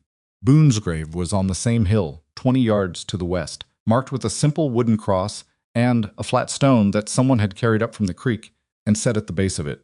Caleb had noticed it when they'd come up, and he'd looked at it for a moment before the service started. He hadn't gone over. There was nothing to say to a grave that he hadn't already said in the boarding house and in the streets and in the quiet of his own head over the days since he'd arrived in Red Creek and understood what had happened here. He thought about the conversation Wyatt had told him about Boone coming to the deputy the night before Vane returned, putting his house in order, telling Wyatt where the emergency fund was and who to contact at the county seat. The specific, practical, unromantic way a man prepared to possibly not be there. No speeches, no last words designed for remembrance. Just, here is what you need to know, here is what to do with it. That was the kind of courage that didn't get written in the dime novels. It didn't have a shape that looked like courage from the outside. It looked like paperwork. It looked like an old man worrying about administrative details. But underneath it was the full weight of a man who'd made his peace with what might come and was spending his remaining certainty on making sure the people after him had what they needed. Caleb thought about all the men he'd known in his long life who'd had that quality, and how few of them had been commemorated for it, and how much it mattered anyway. After the brief service, he walked over to Boone's grave, stood there alone for a few minutes. The wind moved through the grass on the hillside. The wheat fields below were gold and silver in the changing light, shifting with the breeze in the long, patient way of things that have no particular urgency. He didn't have anything poetic to say. He was not a poetic man, and Boone, from everything he'd gathered, had not been a poetic man either, and it seemed wrong to become one on his account. He said, "You left good people behind you. That's harder than it sounds." He stood there another minute. Then he went back down the hill. Sunday morning arrived gray and cold, the sky the color of old pewter, and Caleb was packed before breakfast. There wasn't much to pack. He'd been traveling light for a long time, and the contents of his saddlebag could be assembled in 10 minutes, which was how he preferred it. The damaged right revolver he wrapped in cloth and put in the bottom of the bag, not because it was still functional, but because throwing it away felt like the wrong kind of carelessness. He'd have it looked at by a gunsmith somewhere down the road if he passed through a town with one. If not, he'd carry it anyway. He'd carried heavier things. Clara had breakfast on the table when he came down, and she'd made more than usual, which was her way of saying what she didn't particularly want to say directly, which he understood and appreciated. He sat at the table and ate without hurrying. Agnes was there, already done with her food, reading something at the far end of the table in the way of a woman who was present without being an intrusion. She looked up when he sat down and went back to her reading, which was also its own kind of acknowledgement. "The window frame's finished," she said without looking up. "Frank did it, finished it Thursday, complained about his back for an hour while he was doing it, and then admitted it came out level." She turned a page. "Jeffers is still compiling a bill for the glass. He'll send it to Wyatt," Caleb said. "He'll send it to Wyatt, and Wyatt will look at it and tell him to take it up with the county as part of the damages claim from Vane's operation." Agnes turned another page. "Which is what he should do. Which is what I already told Jeffers, who didn't want to hear it from me." "'Cause you're a woman," Caleb said. "Because I'm a woman who's right," Agnes said. "People don't mind being corrected by someone they can condescend to. They mind being corrected by someone they can't." Clara set coffee in front of him, thanked her. She sat down across from him with her own cup, which meant she was done with the kitchen for the moment and wanted to be a person at a table rather than a woman running a dining room. "Where are you going?" she asked. "West," he said. "West is large." "Yes," he said. "That's why I'm going there." Clara looked at him steadily. She was a direct woman, and she had something she wanted to say, and she was deciding how to say it, and Caleb had learned to wait when she did that. "I know you're not going to stay," she said. "I understand why. I'm not asking you to reconsider." She wrapped both hands around her cup. "I just want you to know that what you did here, the thing you stopped there, were people in this town who were not going to survive Vane's version of Red Creek. Old Pruitt, the alderman woman before me. Ethan probably in some way that would have been worse than dying." She held his eyes. "You didn't just stop a man. You stopped what he was going to do to 30-some people who didn't have a way to stop it themselves." Caleb looked at his coffee. "The town stopped it," he said. "And then, because she deserved better than reflexive deflection, but I helped get it started." "I know that." "Good," she said. "Know it when you're riding west through all that largeness." He almost smiled. "I will." They sat with their coffee until it was time. Wyatt was at the stable when Caleb came to saddle his horse. He was sitting on the fence, which was the sitting on the fence of a man who'd arrived early and was waiting, and didn't want it to look like he'd arrived early and was waiting. Ethan was inside, saddling the gray, with the careful, practiced efficiency of someone who'd been doing it every morning for the past week, and had it down. The horse stood with its head slightly lowered, the patient look of an animal that had been around long enough to understand that being saddled meant it was about to do something. Caleb checked the cinch. He adjusted the saddlebag. He ran his hand down the gray's neck once, the brief contact of a man who'd been with a horse for long enough that the animal was as much companion as tool, and the horse moved its head slightly in the way of acknowledging the gesture without making a production of it. "Ready," Ethan said, stepping back. Caleb looked at the boy. In the low gray light of the morning, inside the stable that smelled of hay and horses, and the particular wholeness of a space that had been maintained carefully over time, Ethan looked both young and not entirely young, the specific in-between of 14, old enough to know what had happened and what it meant, young enough that it hadn't settled into the permanent part of him yet. "You did your job," Caleb said, "all of it." The horses were calm. Ethan nodded. "They were scared at first, the shooting." "I know, you kept them calm anyway." "I talked to them." A pause. Is that a strange thing, talking to horses? When you're scared?" "No," Caleb said. "It's what you do when you need something to focus on besides the scared part." He looked at the boy. "Your uncle does something similar. He had a way of going very still and quiet, right before things got hard. Same principle." Ethan considered this. "I didn't know that about him." "You know a lot about him," Caleb said. "You don't know all of it yet. That's what the next few years are for." He put his hand on the boy's shoulder briefly, the same gesture he'd used with Wyatt, firm and unprotracted, and then led the gray out of the stable. Wyatt got off the fence. They stood in the stable yard with the gray between them, and the morning was cold, the sky was gray, and it was the kind of weather that made departure feel less like a choice and more like the natural direction of things. Caleb put his foot in the stirrup and stepped up, and the gray shifted once under him, and then settled. He looked down at Wyatt. The deputy's badge was on his chest. Straight now, had been straight every morning since he'd put it there in the last light 4 nights ago.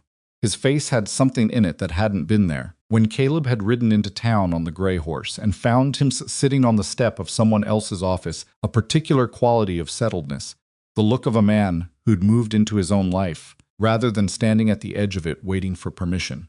"The county will send someone to help you assess marshal candidates," Caleb said. "Aldous told you that the process takes 4 to 6 weeks. He caught himself. "You know all of this, I do," Wyatt said. There was something wry in it, a small recognition of the fact that Caleb was filling space because leaving was harder than he was performing it as. "Pruitt will give you trouble about his knees every time you need him to do something," Caleb said. "I know. Use him anyway. I know. Frank is going to want to be more involved than you need him to be for the next few months, and then he'll find his level." "Caleb," Wyatt said. "Yeah, I've got it." Caleb looked at him. The gray shifted weight from one foot to the other, ready, patient. "You do," Caleb said. He reached into his coat and touched the photograph through the cloth. Just touched it, left it where it was. "Thank you for this," he said. Wyatt nodded. The settling of accounts nod, the same one Ethan had learned from his uncle. Caleb realized now, or both of them had arrived at it from the same place. "Thank you for stopping," Wyatt said. Caleb turned the gray toward the north end of the stable yard, because the west road left Red Creek from the north end of Main Street, and he rode out of the yard and into the street. The town was beginning its morning as he rode through it. Smoke from Clara's kitchen chimney, the light in Jeffers's storekeeper, visible behind the glass, arranging tins in the window. Display he reset every sunset with the persistence of someone who believed in the importance of the thing, regardless of how many people were there to see it. Old Pruitt sweeping the boardwalk in front of the feed store, at 71 years old with bad knees, not having been asked to, simply doing it because it was his, and it needed doing, and those were the only 2 conditions he'd ever required. The water trough in the center of Main Street had been replaced. The new one sat in the same spot as the old one, same rough-hewn wood, same iron fittings, installed 2 days after the shooting by 3 men who'd done it without being organized into it, simply because it needed doing and they had the skills. It wasn't a monument, it was a water trough. But it was there, functional and unremarkable, and its ordinariness was in its own way the point. A town that replaces what it loses without making a drama of the replacement is a town that intends to continue. Agnes Alderman's window at the general store had new glass in it. You could tell because the light through it was slightly clearer than the light through the old glass, which had accumulated the slow distortions of years.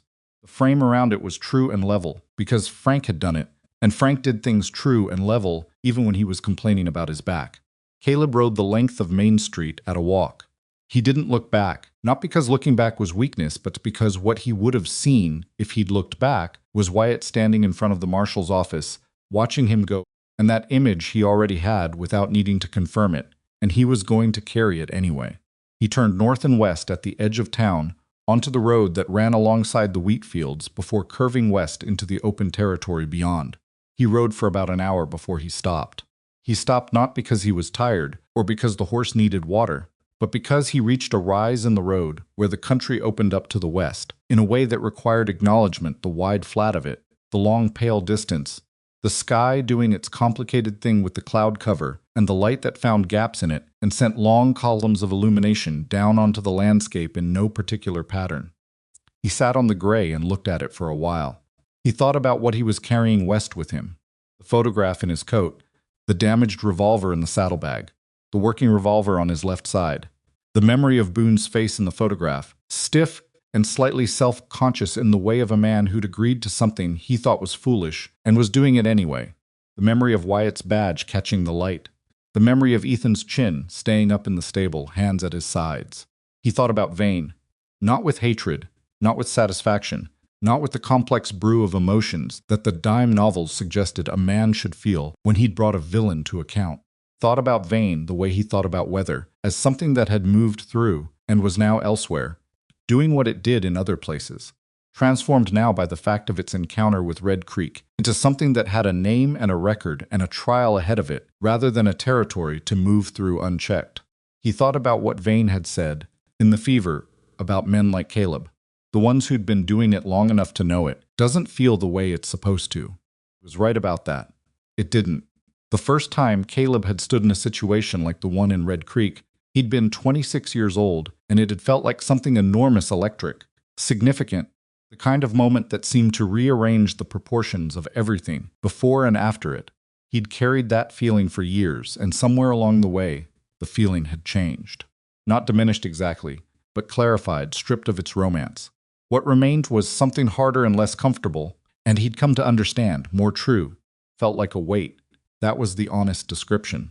Not unbearable, he was still here, still upright, still able to put his horse on a road and ride west into the long distance. But a weight, accumulated over a long life of situations like this one, and other situations worse and some better, the weight of everything you do that you can undo, and the weight of everything you didn't do that you wish you had, and the ongoing project of deciding whether that weight was a burden or a ballast. He'd decided a long time ago that it was ballast, that it was the thing that kept him from drifting into carelessness, that it was the thing that made him stop in a dying town and stay, even when the arithmetic was bad, and nobody asked him to, and there was nothing in it for him beyond the fact of the thing itself. He thought about Wyatt saying, "I didn't let him." 4 words. The most important 4 words in the whole story, maybe. Not "I wasn't afraid," Wyatt had been afraid. They both knew it. It was in the room with them, when Caleb had sat beside him at the water trough, and they'd talked in the failing light. Not "I was brave," bravery was a conclusion. And you reached it afterward, not during. Just "I didn't let him," the active refusal, the choice inside the fear. The moment where the thing that might define you gets 1 vote, and you get 1 vote, and you cast yours. That was the whole lesson. That was the thing Caleb had been carrying around for 40-some years, trying to articulate and never quite managing, and Wyatt had said it in 4 words without knowing he'd said it. The weight in Caleb's coat shifted as the gray moved beneath him, the photograph pressing against his ribs in the specific way of something with corners, something flat and exact. He thought about the men in the photograph. Boone, with his hat squared and his expression performing dignity. Wyatt younger, badge crooked, trying to hold still and not quite managing. He thought about all the men he'd known in his life who were in the ground now, the accumulation of them, the long roster that a man of his age and his kind of life carried without being asked to. Some of them he'd been able to help. Some he hadn't. Some had been lost before he got there, and some had been lost after he left, and some had been lost right in front of him. And he'd done what he could with what he had, and it had been enough or it hadn't. What he'd learned, in all of it, was this. You couldn't save anyone who hadn't first decided they were worth saving. Not really. You could change the odds, you could stand in the street and alter the arithmetic of a situation. You could hand a man a reason and wait while he decided whether to take it. But the decision was always theirs. The moment of "I didn't let him," that was always the other person's moment, not yours. And the best thing you could do was be present for it and not get in the way of it. Wyatt had had that moment waiting in him for 11 days. It would have come eventually, maybe not in time. Maybe not before Vane burned everything down, but eventually. What Caleb had done was compress the timeline, hold the space open long enough for the moment to arrive. That was what he could do. That was the thing he was useful for, at his age and with his specific history. Not gunfighting. Exactly. The gunfighting was the least of it, the visible part that people remembered because it was visible. The actual work was everything before. The first morning on Main Street, reading angles. The conversation with Frank about people who work being less frightened than people who wait. The words at the fence line about fear not getting the final decision. The photograph passed through a cloth, 4 words written on the back. That was the work. The gunfighting was just the deadline. The gray found its pace on the western road, and Caleb led it, settling into the long, easy rhythm of travel that he'd been settling into for more years than he could accurately count anymore. The wheat fields fell away behind him, and the land opened into the broader territory of the high flats, dry grass. Distance, the occasional interruption of a rock formation or a dry creek bed, the sky enormous and doing what it always did up there, which was be more sky than most people had a use for. He passed a ranch at about noon, a working spread, cattle visible in the middle distance, a woman hanging laundry on a line near the house. She glanced up at him as he passed on the road. He touched his hat. She went back to the laundry. The ordinary world, conducting itself. He stopped to water the horse at a creek in the early afternoon and sat on a rock while the gray drank and worked through whatever thoughts horses had while they were drinking. Took the photograph out.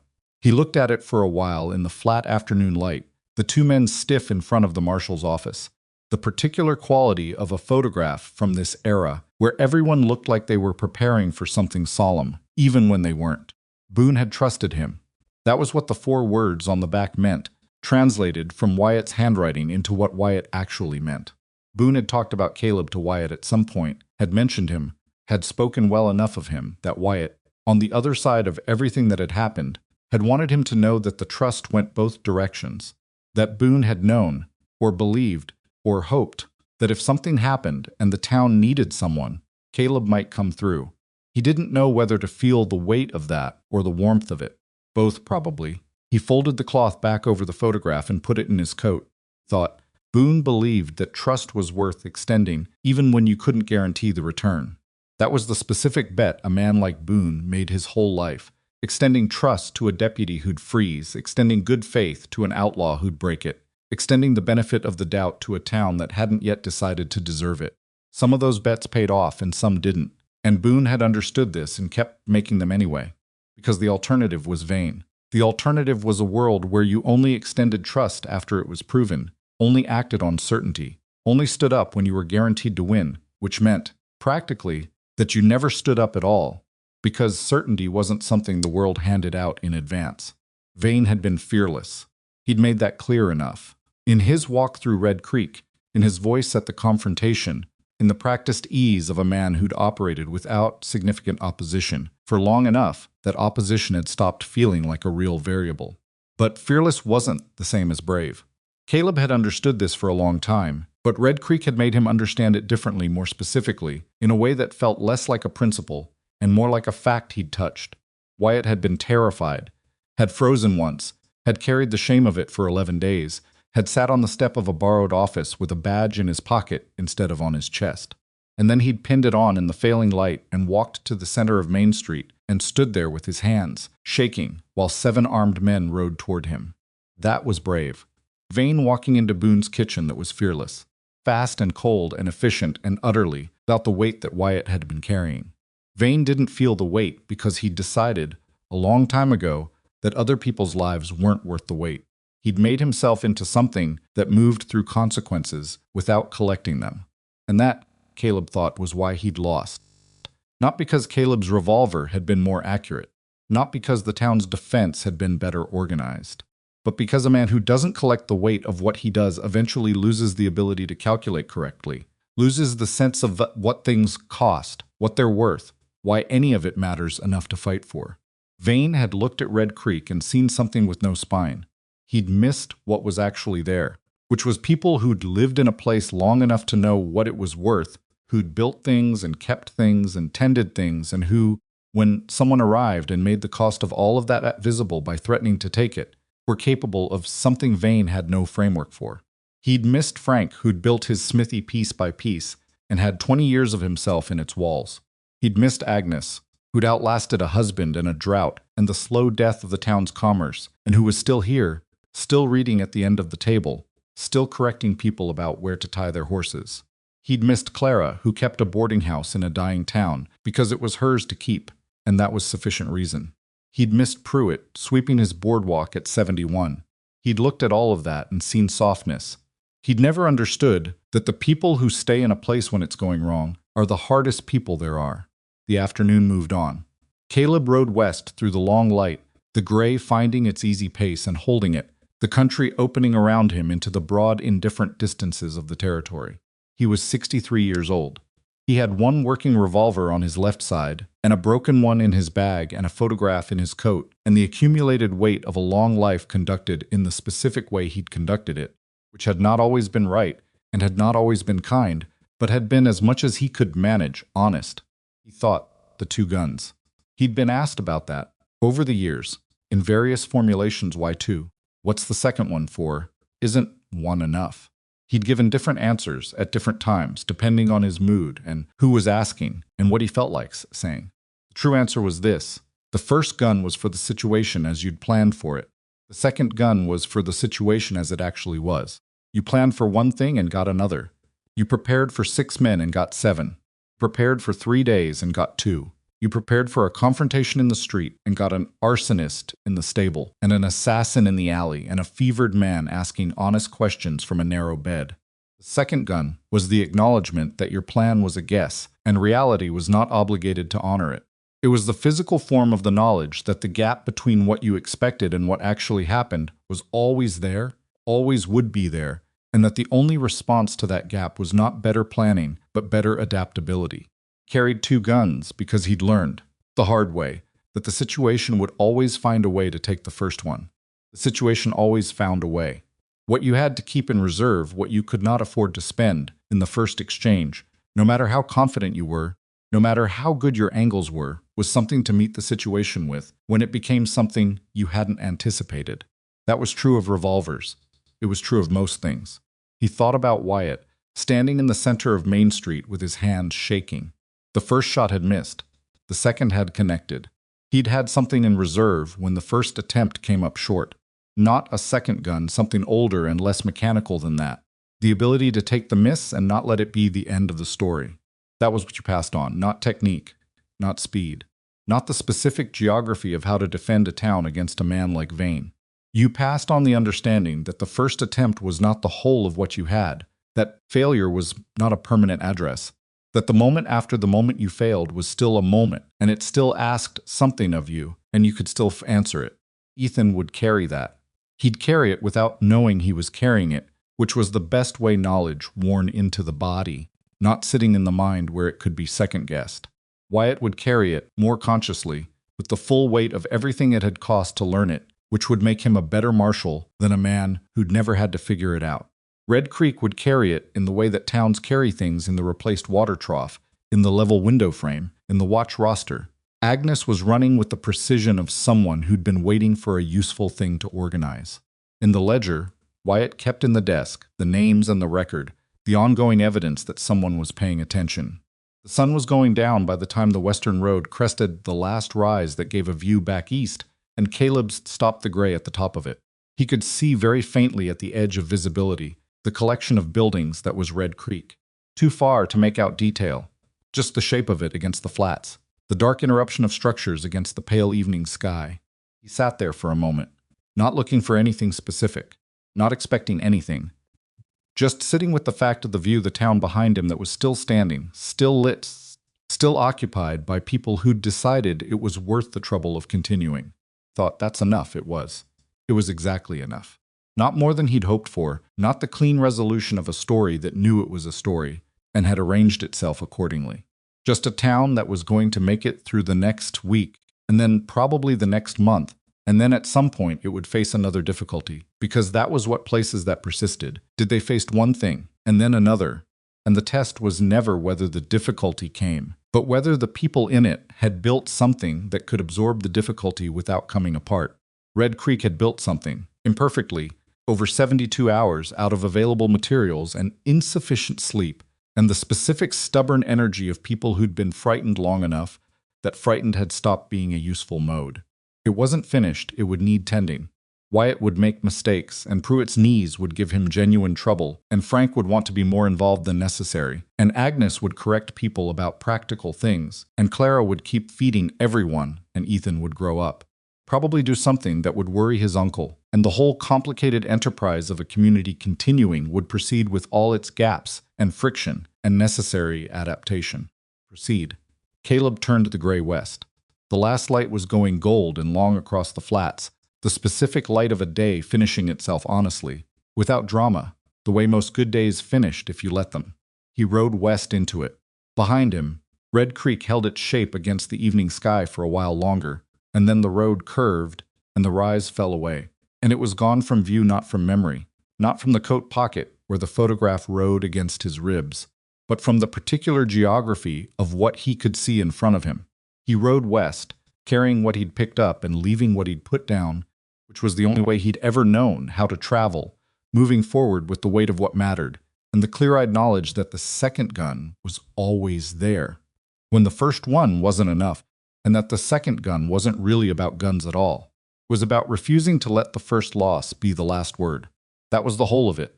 That was everything he'd learned in 63 years and 40-some situations and one dying town that had decided not to die. He rode on. The wheat fields to either side stood gold in the last light, indifferent and patient, doing what wheat fields do in the evening of a day that asked a great deal and received what it asked for. The gray found its pace. The distance opened ahead. and Caleb Rourke rode into it without looking back, carrying 2 guns, one working, one broken, and the long, quiet, unromantic knowledge of what it meant to be brave in a world that made no promises about the outcome.